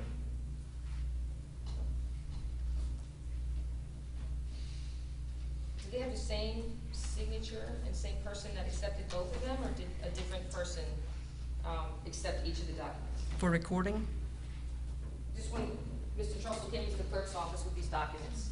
They were recorded to notarized. the file. they were notarized by me. They were recorded by Karen Leverett. Did you actually see Karen Leverett record them? I did.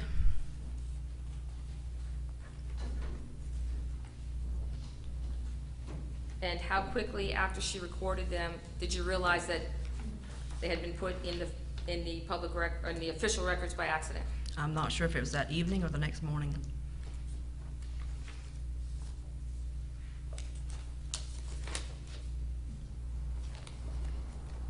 Your Honor, I would move into evidence defense exhibit 4, both pages. Let me see. Is there any objection? 4? Once again, I would object to the basis of relevancy to the charges against this defendant. I'll respond to be like, Your Honor.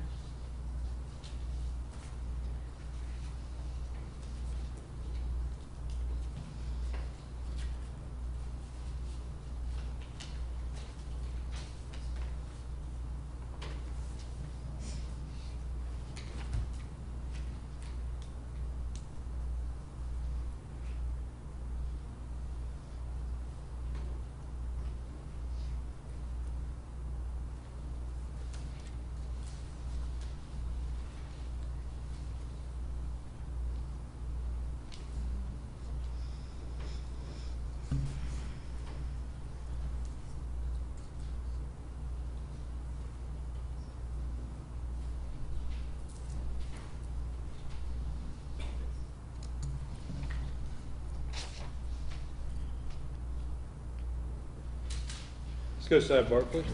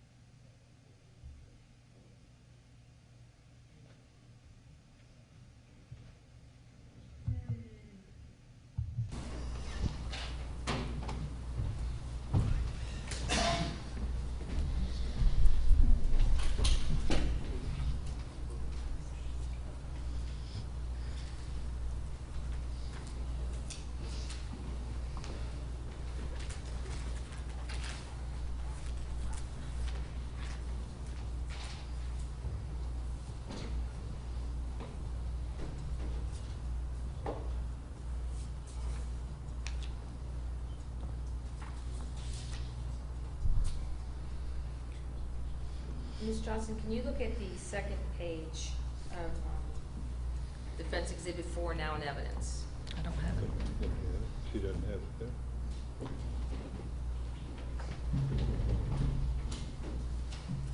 Yes, ma'am.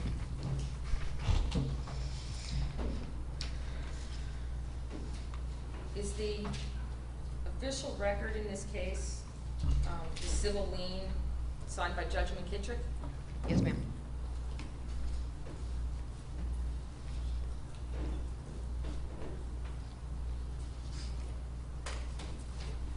How many times in the past? You asked for a question, I didn't hear her answer to. She said yes, ma'am, I think. Okay. I Right? didn't- That is correct, yes, ma'am. How many times in the past have you, as the clerk of court, replaced a document in the official record with a different document, a completely different document? Several times. And what's the statutory authority for doing that? What's your basis? If a document was presented to me that was not legible, or if it was a document presented to me that was not an original document, if it was a copy, then they have been removed and replaced with a, in fact, original or a legible copy. And in this case, when you replaced this bill of information with the civil lien, the time frame again appears to be over an hour and a half later. Yes, ma'am. Is that at the time, is that the time that you actually did the replacement? An hour and a half later? Yes, ma'am. So your system reflects a different time when you're putting a blank page versus when you're replacing it with another document? When I put in a blank page, that is exactly correct. The blank page, being it's not a document, has to take on whatever original booking page that it had, and time and date. If I am recording a different instrument and replacing it in there, that reflects the different time. Read the, on State's Exhibit 1, could you read the book and page number and time that was on the first document that the state gave you? Book 469, page 624, August 15th, 2014 at 4:30 p.m.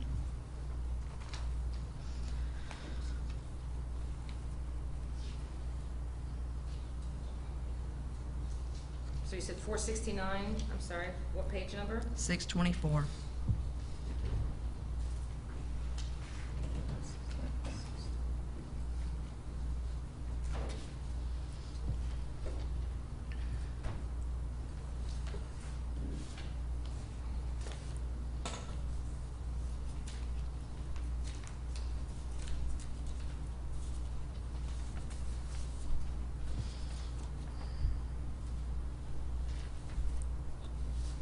I got my papers everywhere.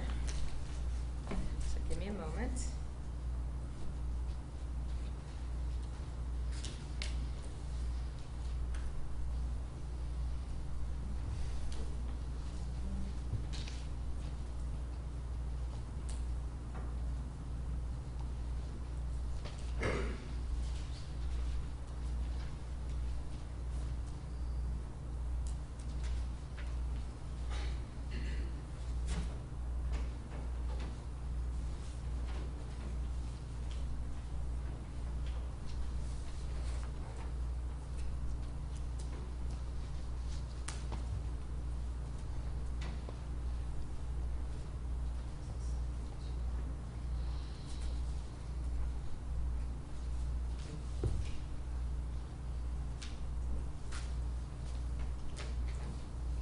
If I may approach, Your Honor? You may. I'm going to show you what's been marked as Defense Exhibit 5 and Defense Exhibit 6. Each one is 2 pages. If you can look at Defense Exhibit 5 first and tell me what those 2 pages are.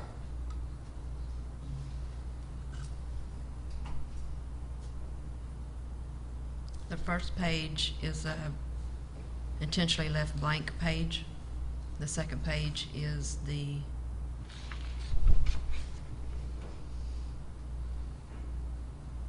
first page of the state's exhibit number 1. Okay.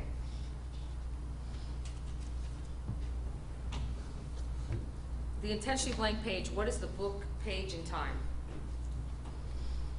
Book 469, page 624, 4:30 p.m. And that's what is currently in the official records of Dixie County, correct? A blank page. That is correct. Now, look at the second page. Does it have the same book, page, and time? Yes, ma'am. And that's the same first page of State's Exhibit 1, correct? That is correct. So, by looking at that, State's Exhibit 1, the first page, is not officially recorded in the clerk's in the clerk's official records, is it? It was taken out of the official records, put into my miscellaneous file, which is a public record. Was that a yes or no? I'm sorry. It's not an official record anymore. It is not in the official records.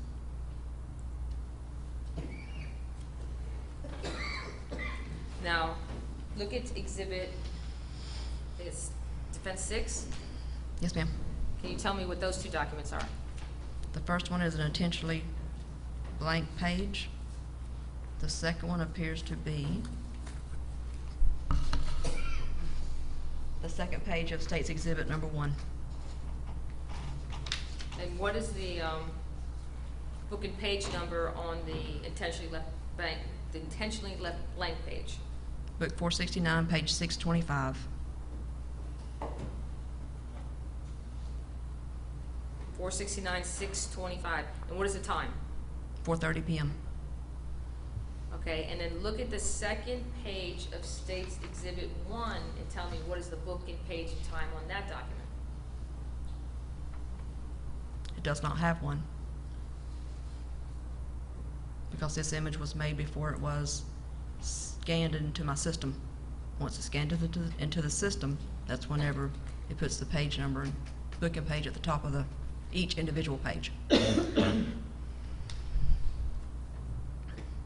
When you give the person the originals back, Yes, ma'am. when they file it, it doesn't have book and page numbers on all the pages, correct? That is correct. Only the first page of each instrument. So where is the actual document then that was removed? If that's not the document that was actually removed because it doesn't have any identification book and page number, where is the document that was removed? This is the document that was removed. State's Exhibit 1 was removed from my official records, And how do you know that for sure? because I look at both of those pages, and they're the exact copy of both of those pages. Well, do me a favor, look at State's Exhibit 1 and look at the second page.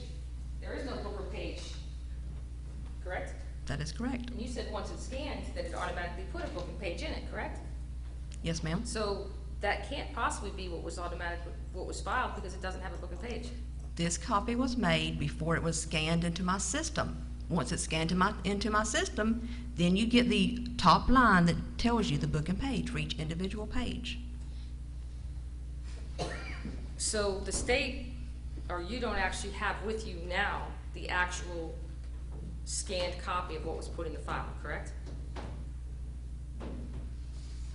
This is a copy of the document that is in my miscellaneous file that was previously recorded, taken out of the official records.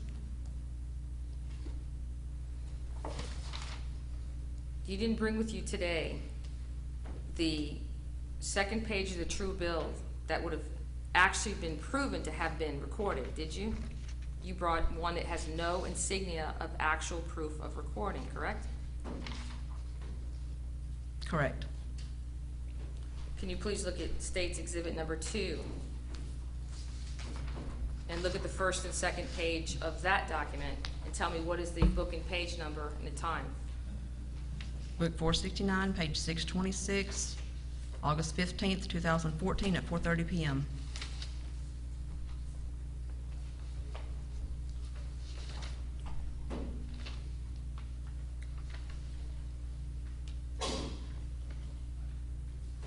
Do you have the blank page the blank pages that correlate with that document?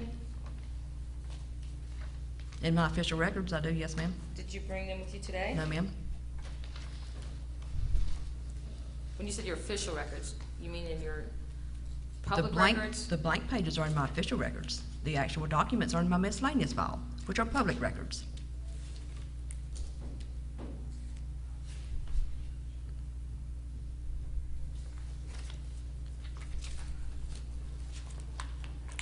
Does the second page of the State's Exhibit number 2 have any insignia of filing or recording in the clerk's office? It does not, of this copy that I have in front of me.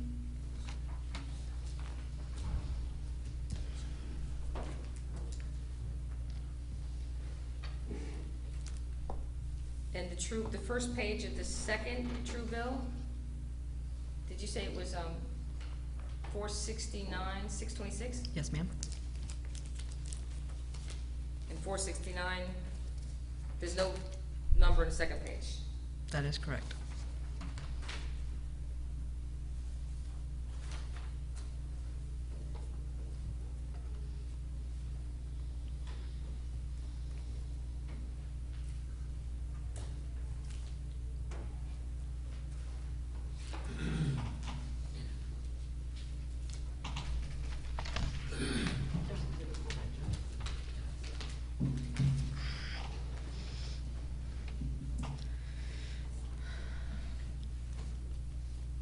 I think we're up to defense 7, Your Honor, for identification, if I may approach. You may. Thank you. I'd like to hand you 2 pages, which could be certified copies of your official records. Yes, ma'am, that is correct. And it's at page 469, 626, 4:30 PM, Yes, ma'am. and 469, 627, same time? Yes, ma'am. So would that be what is in your official record instead of this true bill that the state had brought with them today? In the official record. And again, same thing, the second page has no insignia at all of proof of filing or recording, correct? State's Exhibit 2, that is correct.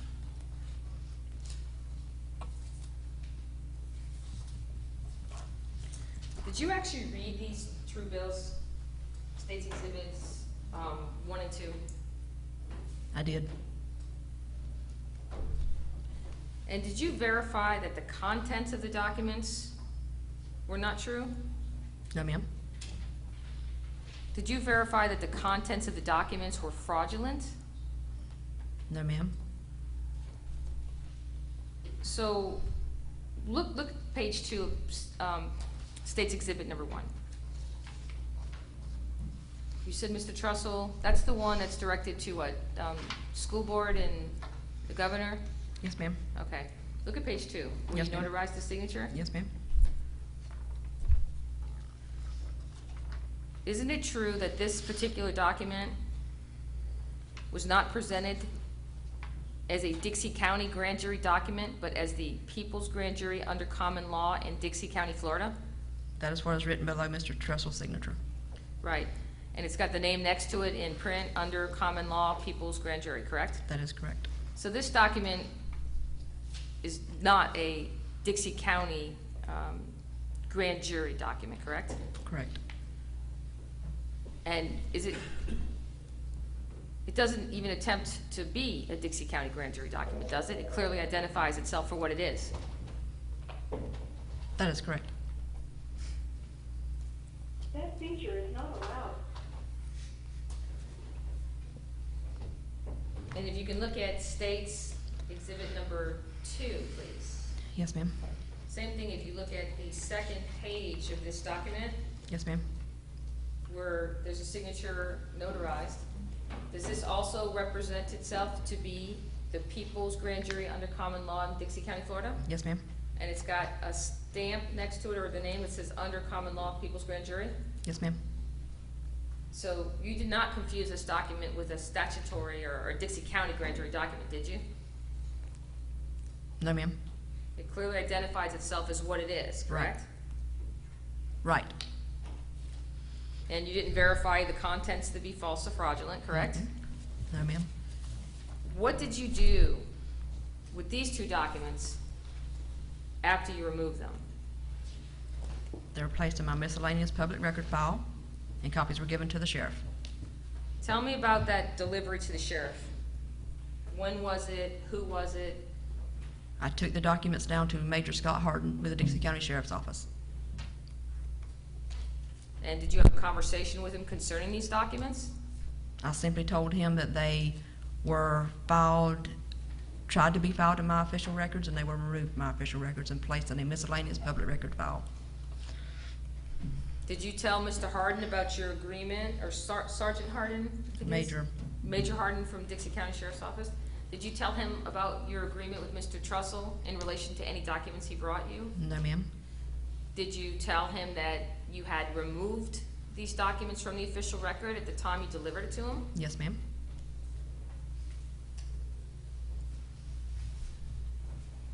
So he was aware that these were not in the official records anymore at the time you delivered them to the sheriff's office? That is correct. Did you speak to Frank Linton about, at FDLE concerning the fact these documents are not in the official records or not At filed? some later time. Do you recall when that was? No, ma'am.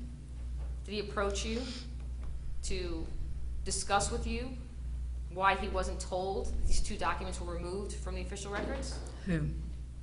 Frank Linton from FDLE, the investigator in this case. At some point, we had a conversation. Yes, ma'am.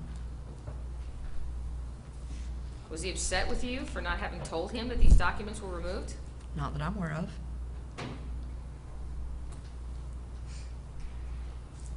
Had you taken to the sheriff any of the previously filed documents that Mr. Trussell had brought? Yes, ma'am. When was the first time you went to the sheriff concerning documents that Mr. Trussell brought to you? Whatever the very first document was that he filed, Will that be August 4th? possibly, I don't recall the date right off, possibly. Did you personally take that, like the Judge McKittrick letter and the Bill of Information, did you personally take those to Major Harden? I did.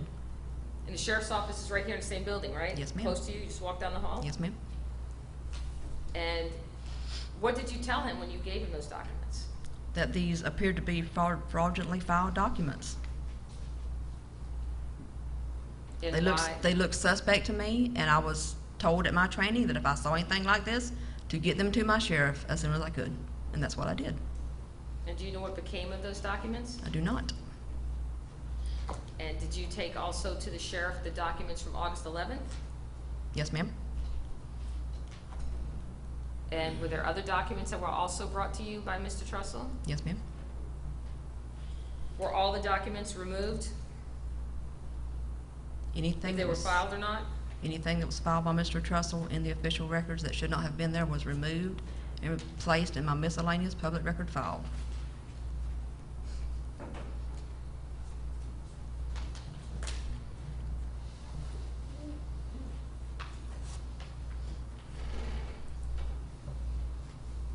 I'm going to approach for one moment. You know? See where we left off on the case numbers. 627 yet? I think it's 627. Okay. Second page to it. Yes, this is 626, 627.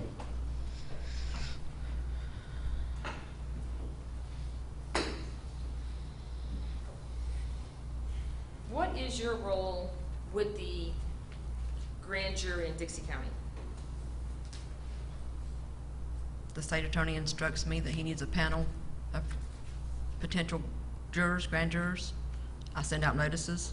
The jurors are told a date and time to be here. They come into this courtroom, and we proceed to select 21 to impanel a grand jury for Dixie County. Is this the only large courtroom in the courthouse? It is, yes, ma'am. And this room is used for anything that the public needs that's large enough? Let me rephrase that. What's the next size courtroom in the courthouse? It is about a quarter this size, or a fifth of this room. So whenever anything is done in Dixie County that needs more than 10 or 15 people, this is the courtroom that's automatically used? Yes, ma'am.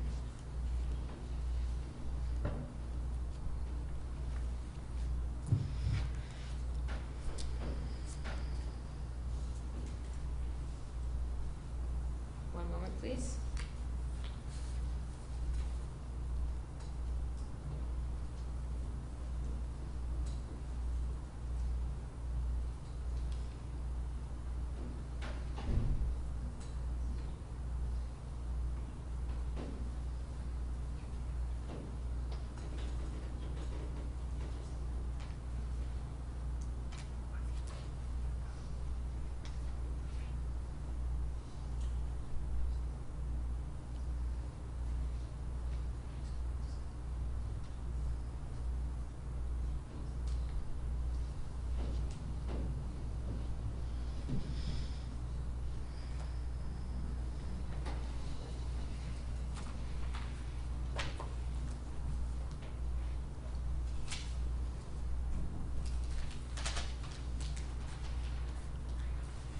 Is Greenberg troweling the attorneys for the Florida Association of Clerk of Courts?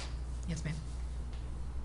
And is it their February 18th, 2014 letter that you're relying on for having had authority to remove any documents from the official records? I believe so. And was that letter addressed to you? I believe it was addressed to the association, all the clerks as a whole. Have you ever had any conversations with Robert McDonald? No, ma'am. I've had You had- conversation with attorneys in his firm.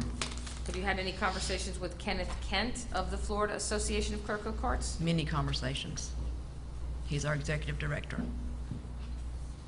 Is he the one that forwarded this letter to you? How did you get the letter from Mr. McDonald? I believe he did. I believe he did, yes, ma'am. However, it may have came directly from the attorney law firm. And do you recall when you first saw Mr. McDonald's advice on how to handle citizens groups? Not long after that letter was written, it was disseminated to the entire Clerks Association.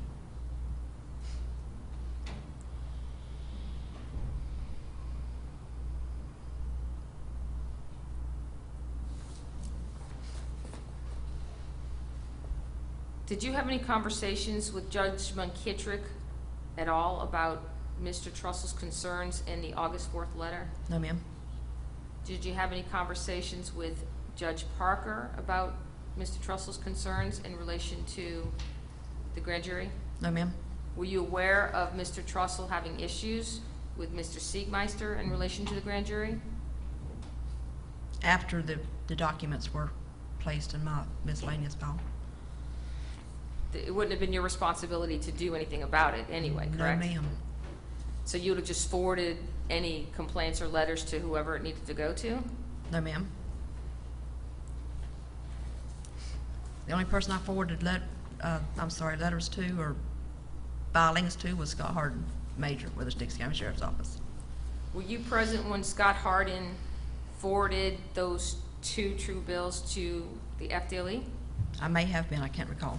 Did you have conversations with anybody from FDLE about Mr. Trussell and any of his No, ma'am. or his delivering documents? No, ma'am. I spoke to the Sheriff's Office only. Now, do you know how many times the statutory grand jury actually had sessions in 2014 where Mr. Trussell was involved? No, ma'am. Were you aware of the August 1st session at 1:30? Yes, ma'am. And how would you have been aware of that session? It would have been on our court calendar. And would you have been the one that would have sent out the order calling the session? Yes, ma'am.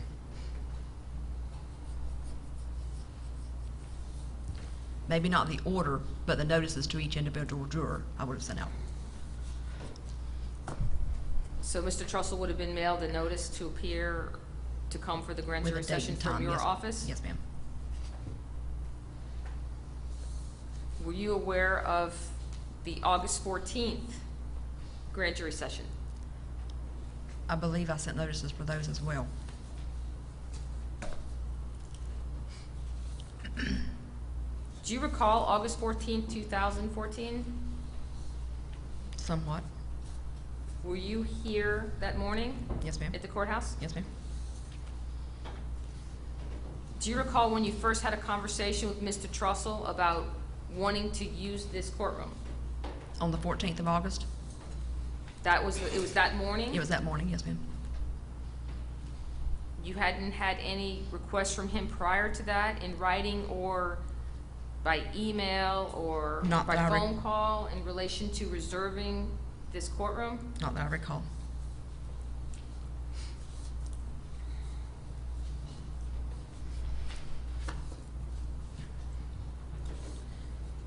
When Mr.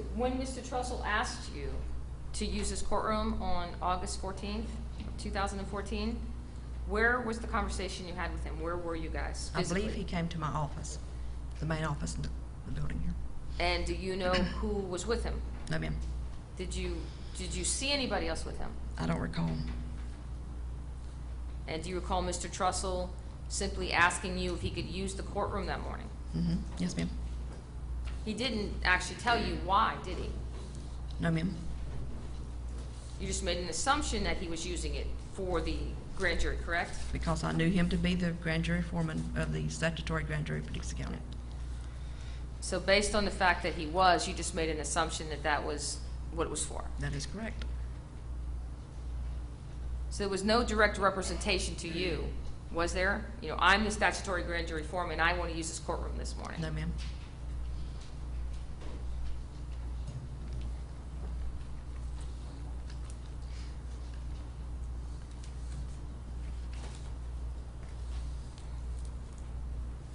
And this, in your folder, do you have any other documents related to the grand jury?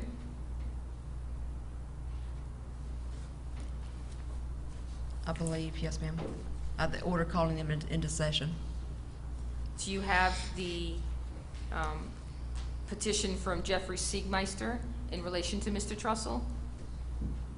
I believe I do, yes, ma'am. And do you have an order from Judge Parker in relation to Mr. Trussell? I believe I do. And are those also public records? Yes, ma'am. Although they deal with the grand jury? Yes, ma'am.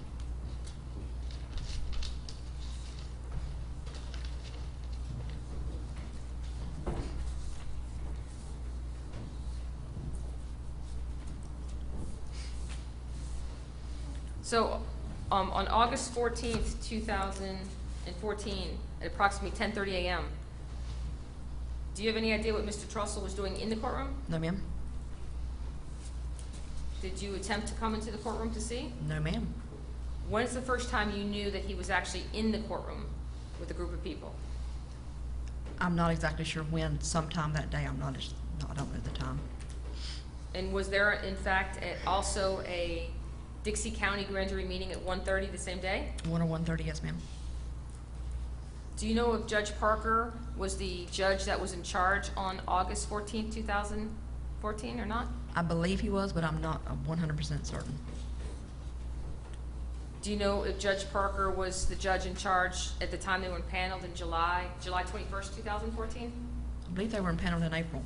And, I'm sorry, you're right, April 21st, 2014. Do you know if Judge Parker was in charge at that time?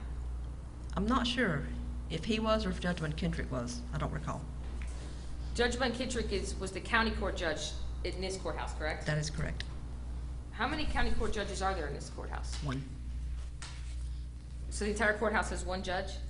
Yes, ma'am. 1 county court judge. One county court judge, and We then have is there also rotating circuit? circuit judges, yes, ma'am. So there are 2 judges in this, that normally operate at this courthouse? Normally 2. And then there's 2 courtrooms in the courthouse? A small courtroom B and this courtroom A, yes, ma'am.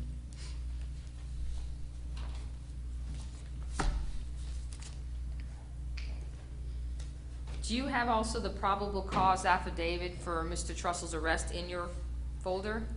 No, ma'am. It would be in my court case, 14201 CF. And Mr. Trussell never attempted to file anything into any court file, correct? Actually, no, ma'am. Except for this case, you know, Right. for his own filings, of course. Yes, ma'am. Which he's allowed to do, correct? Yes, ma'am.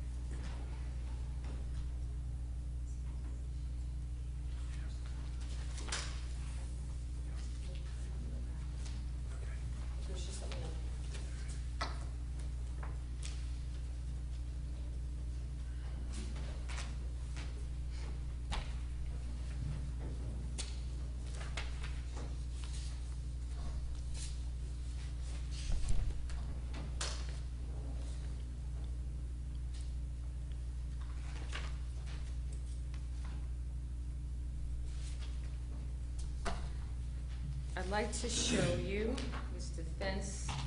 Your Honor, I would move into evidence the defense exhibits if I may approach. 5, 6, and 7. Stay. Sir. It's been so long, could I go look at them? Certainly.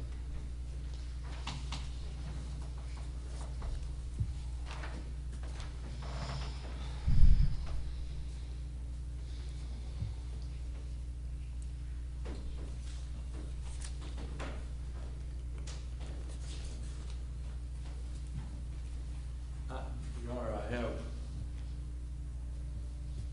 the only objection I have is the relevance of them. There's been testimony repeatedly, but those documents are blank pages, so I don't know the relevance of a blank page. I'll admit 5, 6, and 7. Let's take 10 minutes.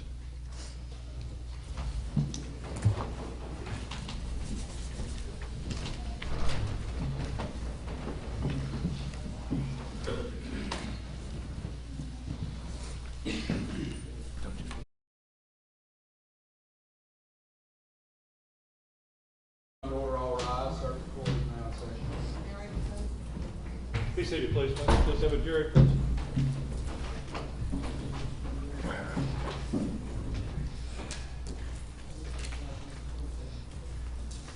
Thank you, Judge. I needed that.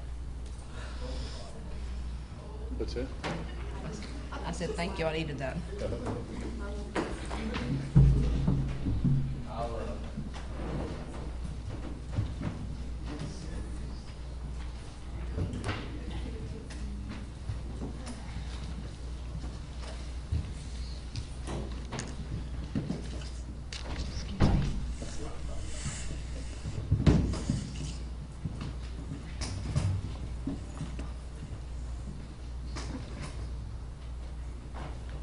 Everybody be seated.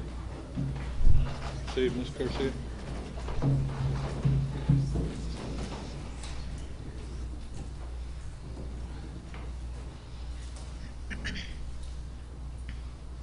May I, Your Honor?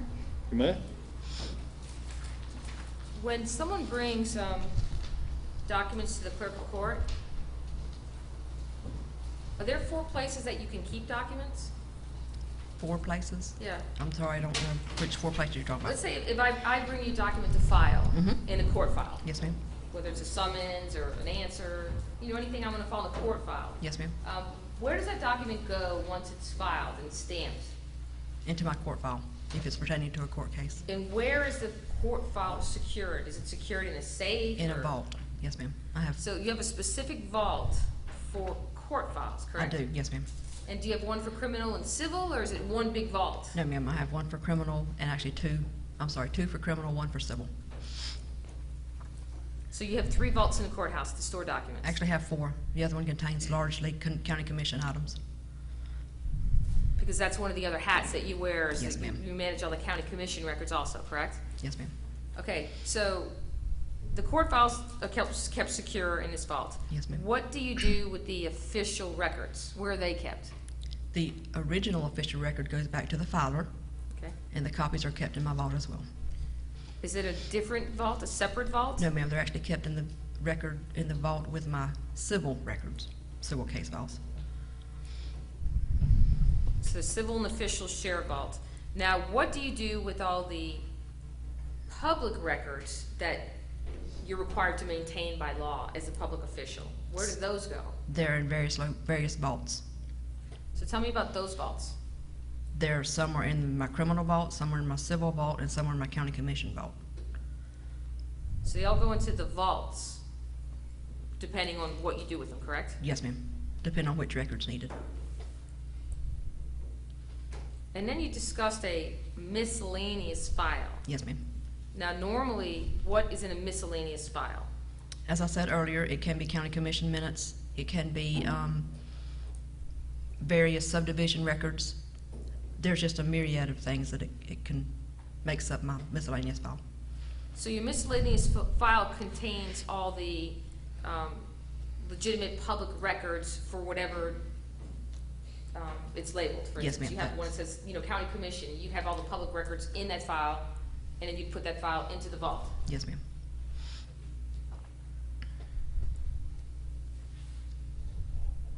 So, in fact, the documents in this case that you have. Yes, ma'am. From Mr. Trussell or from, anyone from the grand jury. Let me rephrase that. The documents in this case, the 2 true bills and the letters to the judge and everything else, aren't those in fact just kept in a file, a blue file on your desk? No, ma'am, they're kept in a locked drawer in my office. But they're not kept in a vault like all the other documents in his courthouse, are they? Lots of miscellaneous files are under key in my office.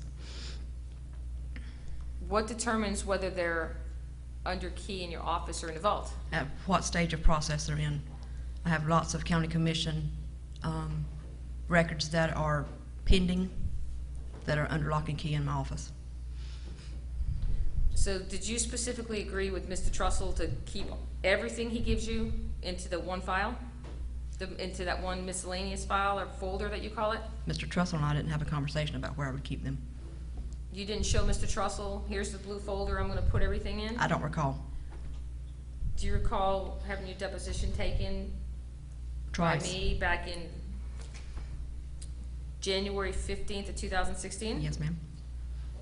Do you recall having any discussions about the blue file? Page and line, please, ma'am. Read a question and answer.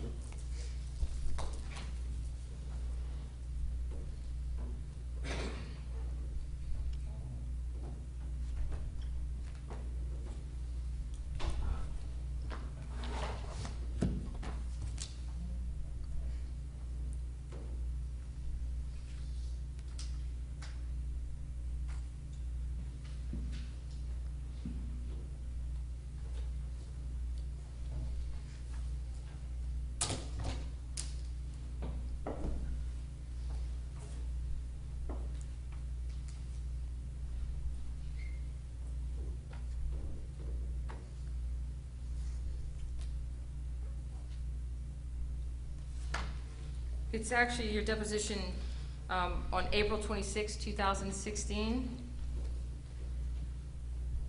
Due on page 26.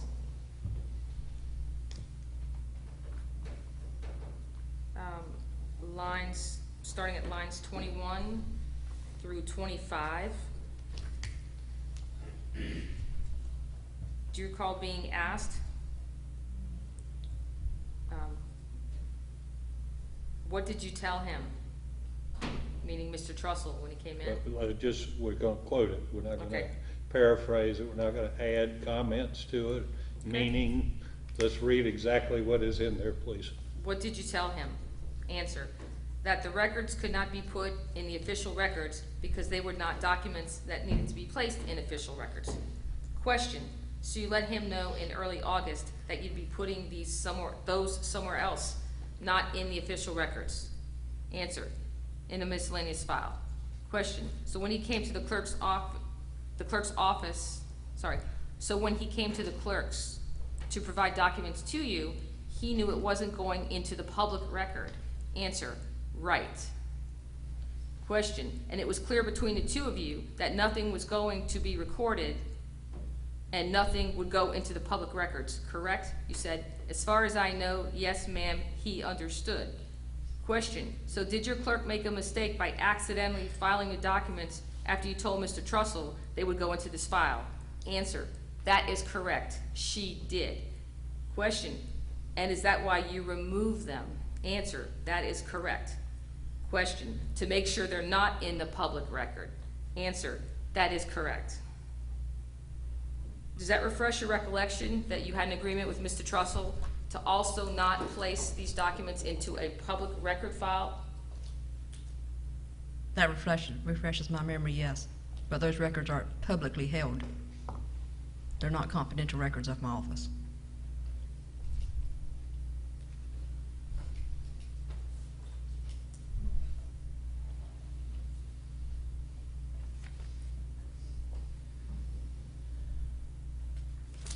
So which statement is true?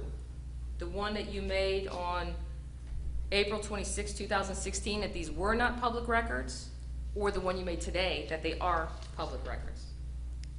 I believe at that conversation back in April, that we were talking about public official records.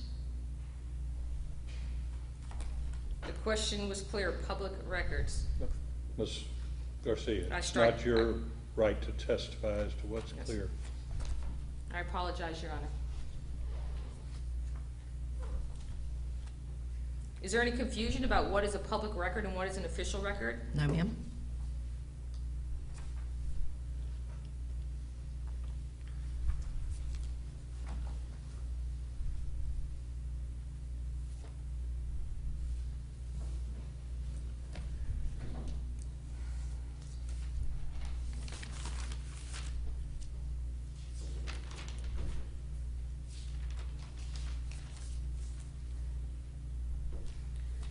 Is this particular file, it's a blue file, correct? Yes, ma'am. Is this particular file accessible to the public? Yes, ma'am. So if I came into your office right now and I said, I'd like a copy of what's in this Mr. Trussell file, would you give me a copy of everything in that file as a public, member of the public? Yes, ma'am.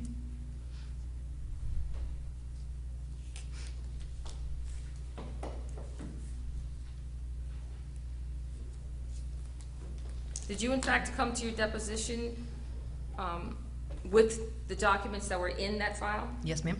And did you in fact keep some and not produce them to me, saying that they weren't available for the public to see? No, ma'am. At the very first deposition that I gave you a copy of every single one. At the second one, I gave you additional copies of, a second copy of those records out of that file, that blue file. So you're testifying that you gave me all the documents at the deposition, you didn't take any out or redact them? That is correct.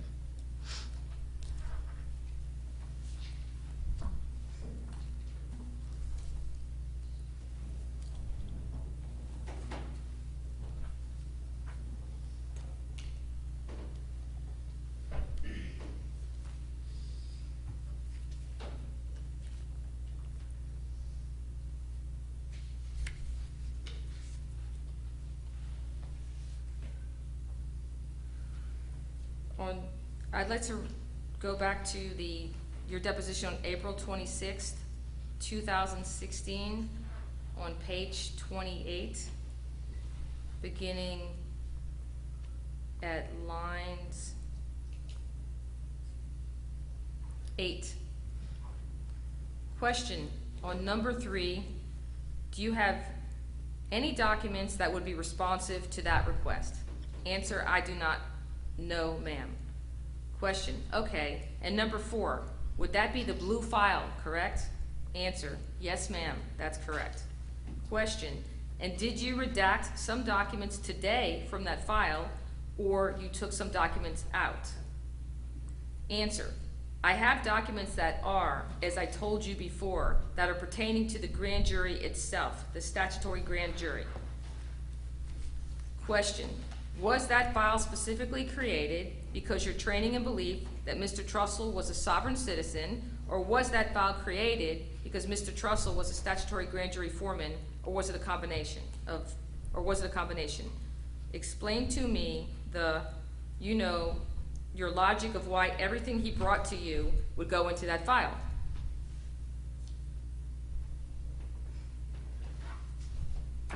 Is your testimony today that some of the documents are not, or strike that. Are the grand jury documents that are in that blue file public records, or are those secret grand jury documents still today? Those are public records. I do not have any secret grand jury, statutory grand jury information that is held with the state's attorney's office, not the clerk's office.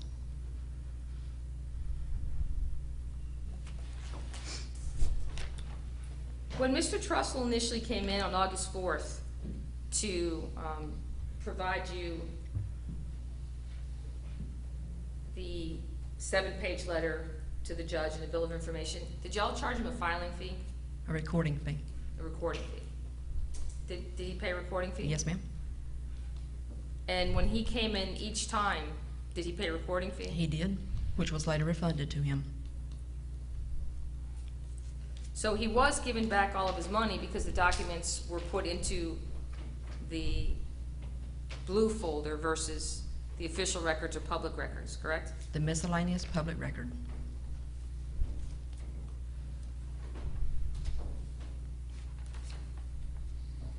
Did you send any emails to anyone regarding Mr. Trussell as a statutory grand jury foreman, as a Dixie grand jury foreman, for any particular reason? I may have, I don't recall. What communications did you have with Mr. Siegmeister concerning Mr. Trussell and his position as the grand jury foreman? I don't recall.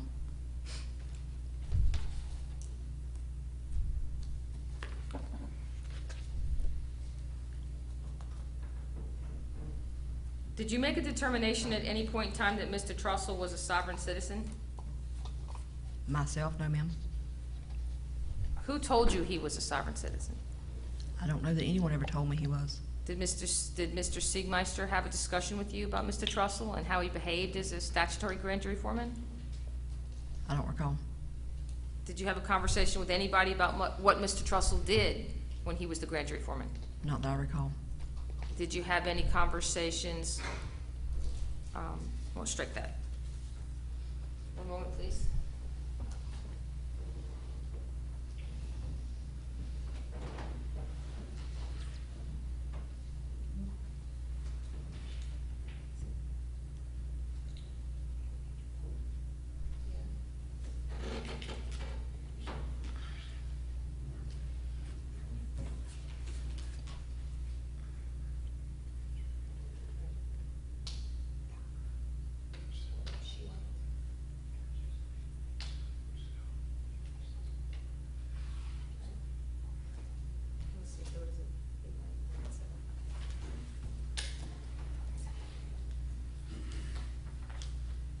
Do you recall receiving any emails from Judge Parker concerning Mr. Trussell and the grand jury?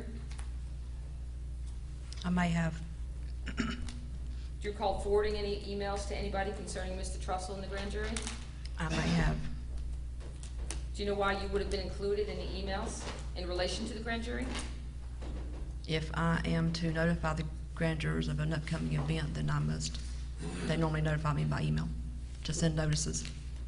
Would that have been your only involvement? Normally, yes, ma'am. Do you know I... Hold on this first.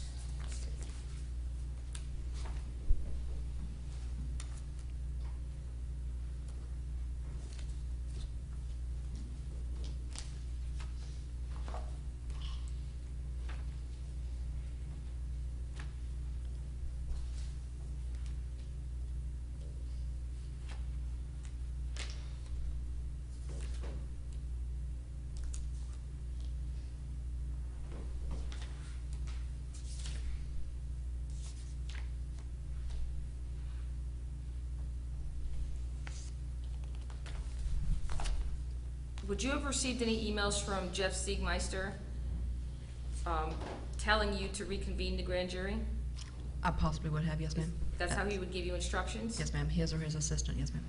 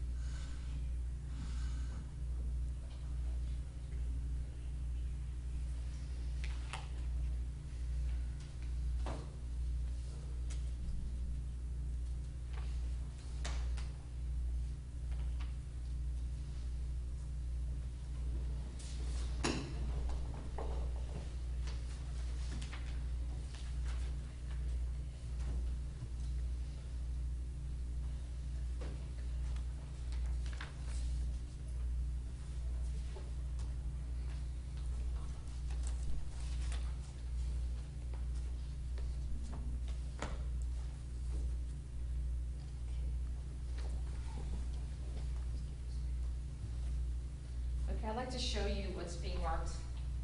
It's defense 8.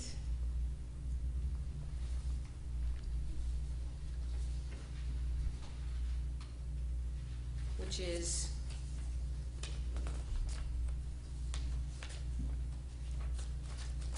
four.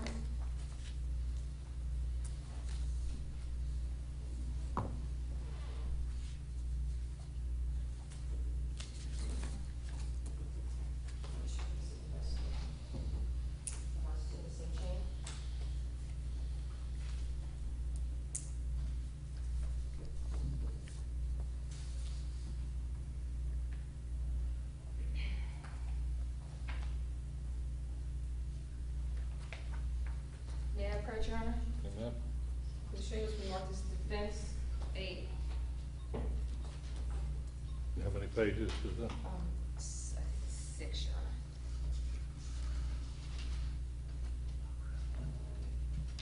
Six pages. Do you recall July 21st, 2014? Yes. Yes, ma'am. Have you seen this chain of emails before? If you can go through, read it to yourself and see.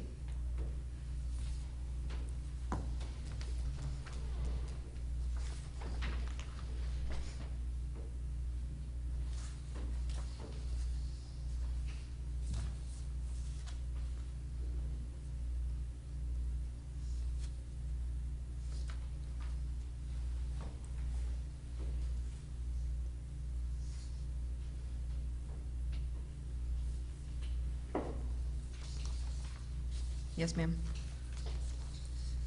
Now, the grand jury convened April 21st, 2014, correct? Yes, ma'am. And here's emails. What's the date on the emails? The first one's dated July 21st, 2014. Okay, and does that refresh your recollection about, were there any communications between you and anybody in relation to the grand jury? Yes, ma'am. What was the purpose of the emails back and forth with you guys? Mr. Trussell had contacted me wanting to convene the grand jury. Was that In on? panel, I'm sorry. Okay. And what did you do as a result? I called the state's attorney's office and I emailed a request to Judge Parker. And then what happened?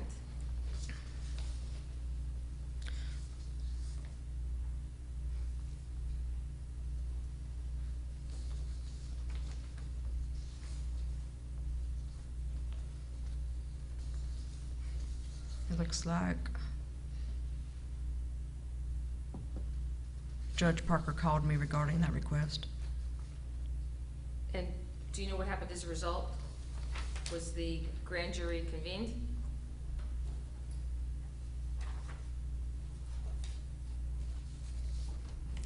Yes, ma'am. That was when I believe the request was made and for them to come in August.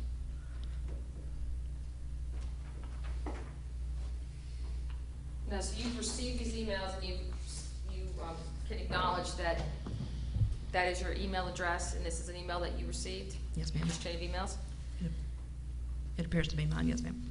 Would that be part of your public or your public records? Mm-hmm. Is that the first time that you heard the term sovereign citizen used with Mr. Trussell on July 21st, 2014? Yes, ma'am. And was that Madonna Roberts who sent the email? Yes, ma'am. And who's Madonna Roberts? She is the executive secretary to Jeff Siegmeister, the state attorney. So Jeff Siegmeister, the state attorney, is the state attorney that was in charge of the Dixie County grand jury? The statutory grand jury, yes, ma'am. Did you have any other conversations with either Madonna or Siegmeister concerning Mr. Trussell being a sovereign citizen after receiving these emails? Not that I recall, no, ma'am.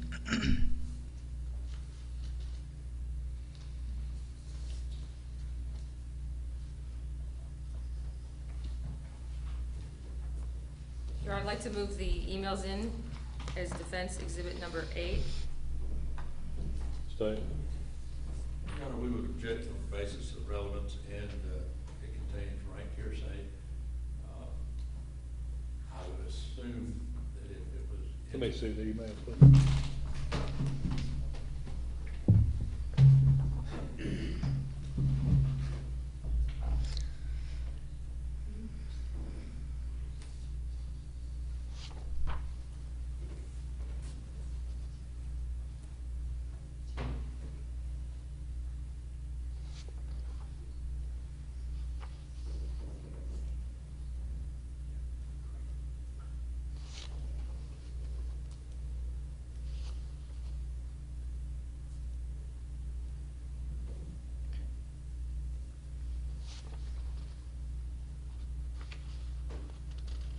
Let's go sidebar, please.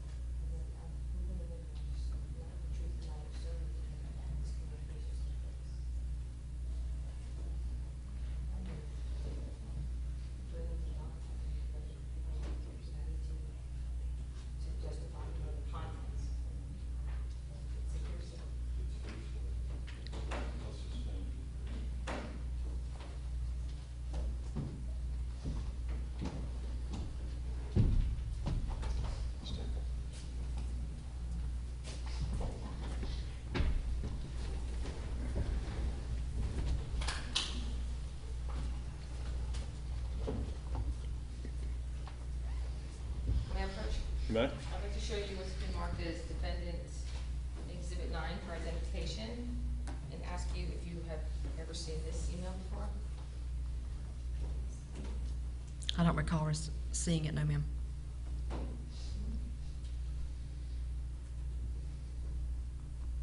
When is the first time you recall hearing the words common law grand jury? Probably at our training over in Columbia County in May of 14. And what is your understanding of what a common law grand jury is? It's a group of citizens that want to basically create their own way of doing things. Have you ever dealt with a common law grand jury before? Never before this incident, no ma'am. Have you ever dealt with people reserving rooms and holding meetings? Either in the city commission room or in the courthouse? That's up to the judicial assistant or the county commission secretary. So you don't no make, ma'am. so you don't make the decisions not. on when people can assemble at the courthouse or No, how ma'am. they assemble? No ma'am. When's the first time you heard anybody in this case discuss Mr. Trussell and common law grand jury? It was probably after some of the documents that he filed were actually saw, like you pointed out earlier, common law grand jury on it. Had you compared the 2 true bills the state gave you to the other documents that Mr. Trussell had written as the Dixie County grand jury foreman? Yes ma'am. And you saw a clear difference? Yes ma'am. Did anybody, or strike that. Did you see Judge Parker at the courthouse on August 14th, 2014? I don't recall. Did you have any conversations with Judge Parker concerning Mr. Trussell and common law grand juries? I don't recall any specific conversations, no ma'am. Did you have any conversations with Siegmeister concerning common law grand juries? I don't recall, no ma'am.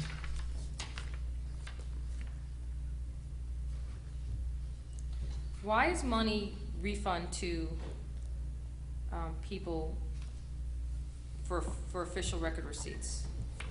Because if something is recorded that shouldn't have been recorded or that needs to be removed for whatever reason, I can't keep the money if it's not for a purpose of recording a document in the official records.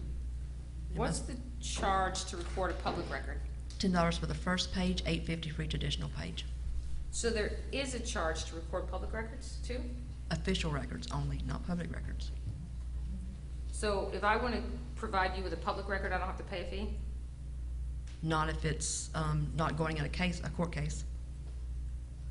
So if it's not going in a court case and it's not going in the official records, it's no charge? Right. So that's why Mr. Trussell would receive all his money back for any things he brought to the clerk? Yes, ma'am, that is correct.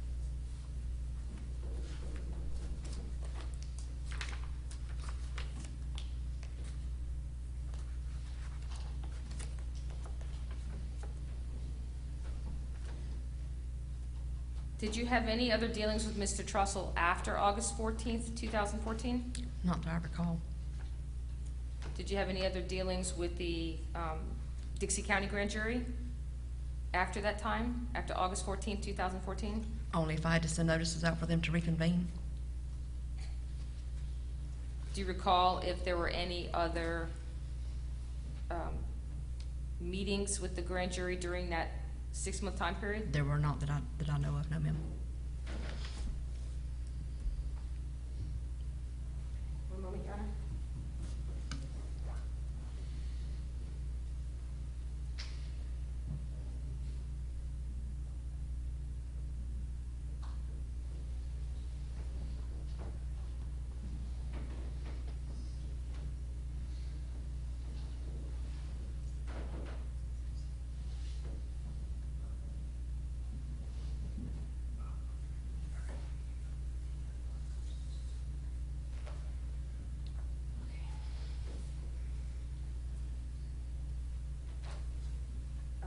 I have no further questions of the witness at this time during the state's case in chief, Your Honor.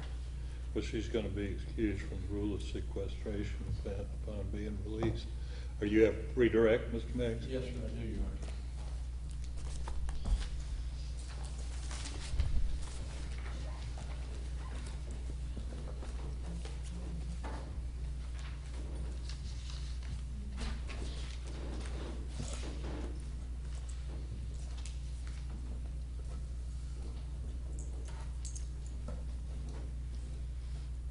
Clean up my mess as quickly as possible.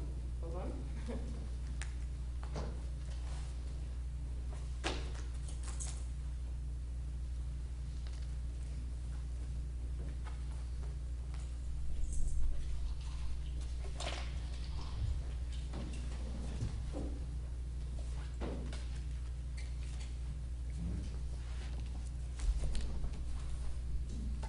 Thank you. Yes, ma'am. Please, court. Mr. May? Ms. Johnson, in your miscellaneous file that you've testified about here today, can you find and produce documents in that file upon request? Yes, sir.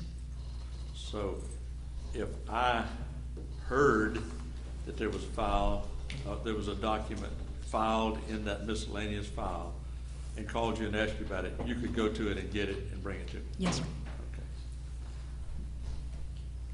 Now, Objection leading. Overruled. Objections not timely. now, the two true bills, state exhibits 1 and 2, were those two exhibits recorded, removed, and filed in a miscellaneous file? Yes, sir. Okay. Does the statutory grand jury foreman dictate to you what is filed and what you don't file? No, sir. Okay. That's a clerk decision. That is a state attorney decision. Okay. when a document is filed or presented to you, Yes, sir. who determines whether it's filed in the miscellaneous file or recorded? Myself and my deputy clerks.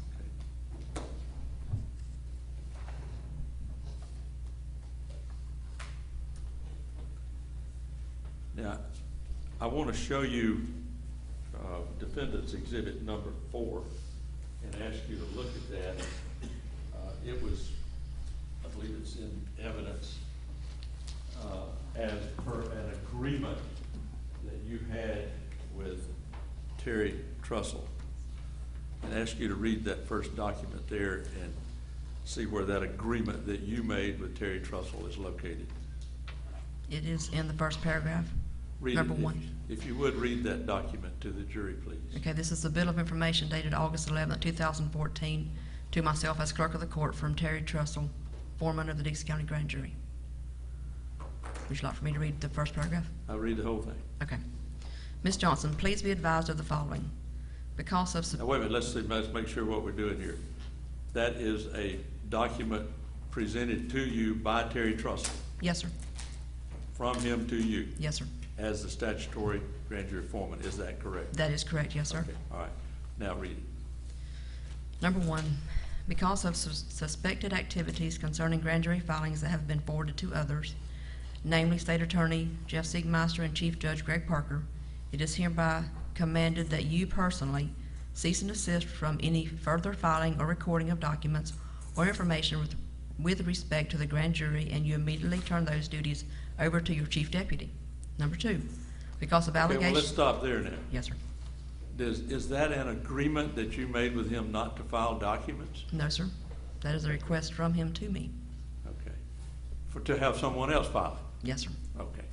So there was no agreement at any time. Or was there an agreement at any time for you not to file documents that he brings to you? No, sir. Okay. All right, go ahead. Continue reading. Number 2, because of allegations of official misconduct against State Attorney Jeff Siegmeister and possible complicity by Judge Greg Parker, you are hereby commanded to cease any further communications with either of them relative to grand jury business. To do otherwise may lead to the appearance of your further collusion in possible criminal matters. Number 3, you are commanded to provide the grand jury foreman with a schedule of courtroom A and the county commission room availability through this week. Number 4, you are commanded by the grand jury to immediately secure and seal all recorded accounts of the Dixie County Grand Jury session held on August 1st, 2014. Number 5, you are commanded to prepare an accounting of all cases in which adjudication was withheld or otherwise dismissed by Judge McKittrick during her tenure on the bench. Such accounts must include dates of determination, any fees applied, and charges involved. Email resorts to the grand jury foreman at dixieloyal@unseen.is. You are further commanded to notify the grand jury foreman in writing when you commit to and have completed each of these requirements. Signed and notarized by Terry G. Trussell. Now, you testified earlier that the grand jury that was impaneled in April and served through September did not meet or return any documents to you in the court. That is correct. So is that document a document from the grand jury, or is that a document from the grand jury foreman? That is Objection from, calls for legal conclusion or speculation. Overruled. that is from the grand jury. That is from Mr. Terry Trussell. Okay. Are you aware in your, I believe you've been with the clerk of the court for 27 years, where the grand jury foreman has been able to dictate to you what you do and how to schedule things in the No, court? sir. Objection assumes facts not in evidence. Overruled. No, sir, not on any occasion in my 27 years. Okay. Only with Mr. Trussell? That is correct, yes, sir. Objection leading, Overruled. argumentative. Now, I'm a little confused and I'm trying to clear something up here. Yes, sir. On August the 14th, earlier you testified on direct about the meeting that you had that morning with the defendant in the case, Terry Trussell. Yes, sir. And you testified earlier, and I may have misunderstood, so I'm trying to clear it up. Yes, sir. You testified earlier that he told you that the meeting was to set up for the grand jury at 1 o'clock. Yes, sir. Okay. Now, did you say something contrary to that later on? I may have. I was asked a whole lot of questions. Okay, well, which was it? Whenever Mr. Trussell came in the office that morning and requested a room, I assumed it was for the statutory grand jury because I knew Mr. Trussell as being the statutory grand jury foreman for Dixie County. Okay, but was there a conversation where he made a statement to you that he needed to set up for the grand jury that you knew to be coming at 1 o'clock? Yes, sir. So he said that, or he didn't say that? He did say that he needed the room. Motion leading. Overruled.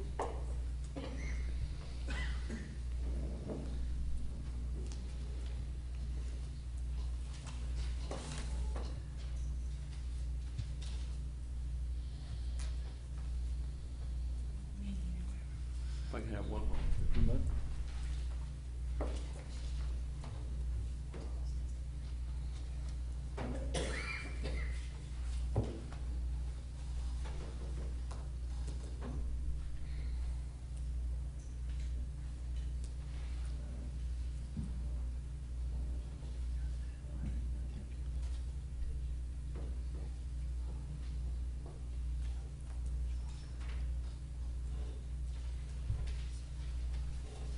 No further questions, Judge.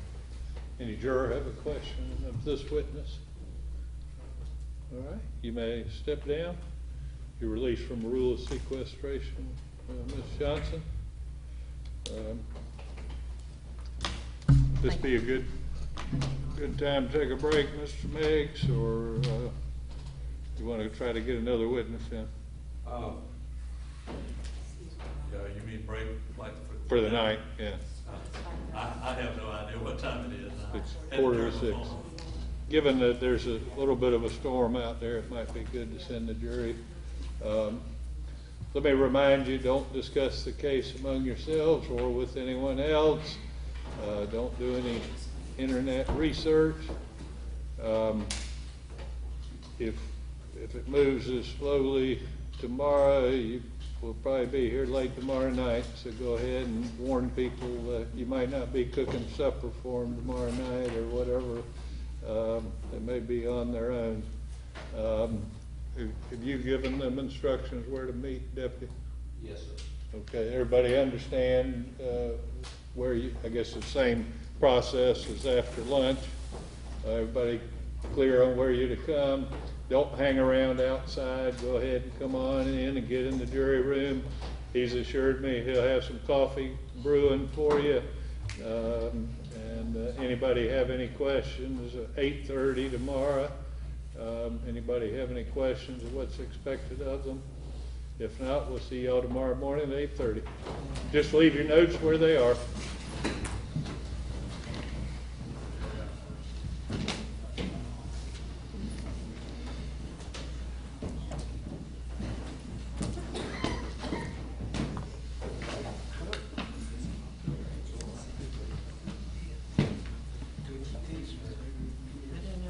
Leave your notes where they are. Oh, yeah. Yeah, why don't you leave them there too? So we don't forget them. Yeah. You can hold on to them. Just remember to bring them back tomorrow. Some of them were already out the door.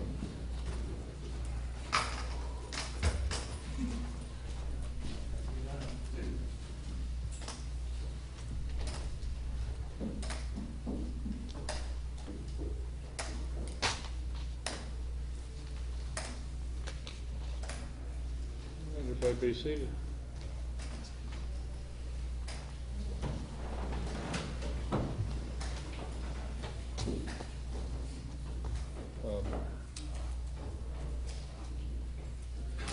We're wasting too much time over these exhibits.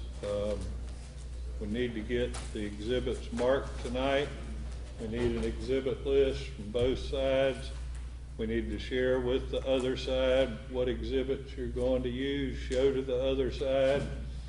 We probably spent an hour today watching while one lawyer read what the exhibit was from the other side. That's something that the jury doesn't need to be sitting here while that happens. I want you to go ahead and get them marked, get them stapled together so there's not a question, is it 1 page or 5 pages or 8 pages? Get them marked for identification, share with the other side, so we won't have all that delay time of just looking over what the other side is offering as evidence. I mean, both of you've had all these documents for a long time. What other issues we need to take up? A clarification on Dana Johnson. She's still under subpoena by the defense. I understand you released her from the sequestration, but I would just make it clear, or understand clearly, that you're not releasing her from the subpoena, correct? You just Well, you're released gonna her need from to the- clarify for me what she could not have testified to today. Your Honor, you forced me to cross-examine a witness that I was going to call in my case in chief. So, I can't tell you what else I'm gonna need her for until I hear what the other state witnesses call. That was the whole purpose of the defense subpoenaing the witness and putting her on my witness list, so I have the right of due process to call her Well, in my case in chief. I'll hear later what new topics you have to call, but you can anticipate, you're probably not going to recall her, but I'll hear after you get a chance to study on it, what exactly new topics you have to cover with her. Anything else? Anything else from the state? But, yes, sir, Judge, and I would like to just tell the court, I did not object to beyond the scope of direct with her. I understand. Because of, I think we covered it thoroughly. yes, Anything else from either side? not mistaken. Your Honor, Yes, Ms. Garcia. I just would like to make a statement for the record. I did not do my opening statement for my client because I was going to reserve my testimony until my case in chief. Now I'm being forced to do testimony in the order the state chooses to call the witnesses versus the defense strategy or how the I've defense heard would call enough the on witness. that topic. So- Ms. Garcia, have a seat. Is there anything going on in the little courtroom in the morning? Because if the jury's gonna be, they're gonna be coming directly here, it's gonna be awkward if we're covering preliminary matters. So we'll meet at 8:30 in the little courtroom where we started this morning, and take up any preliminary matters or any legal issues we need to deal with before we get started with the jury. So y'all have a good evening. We'll be in recess.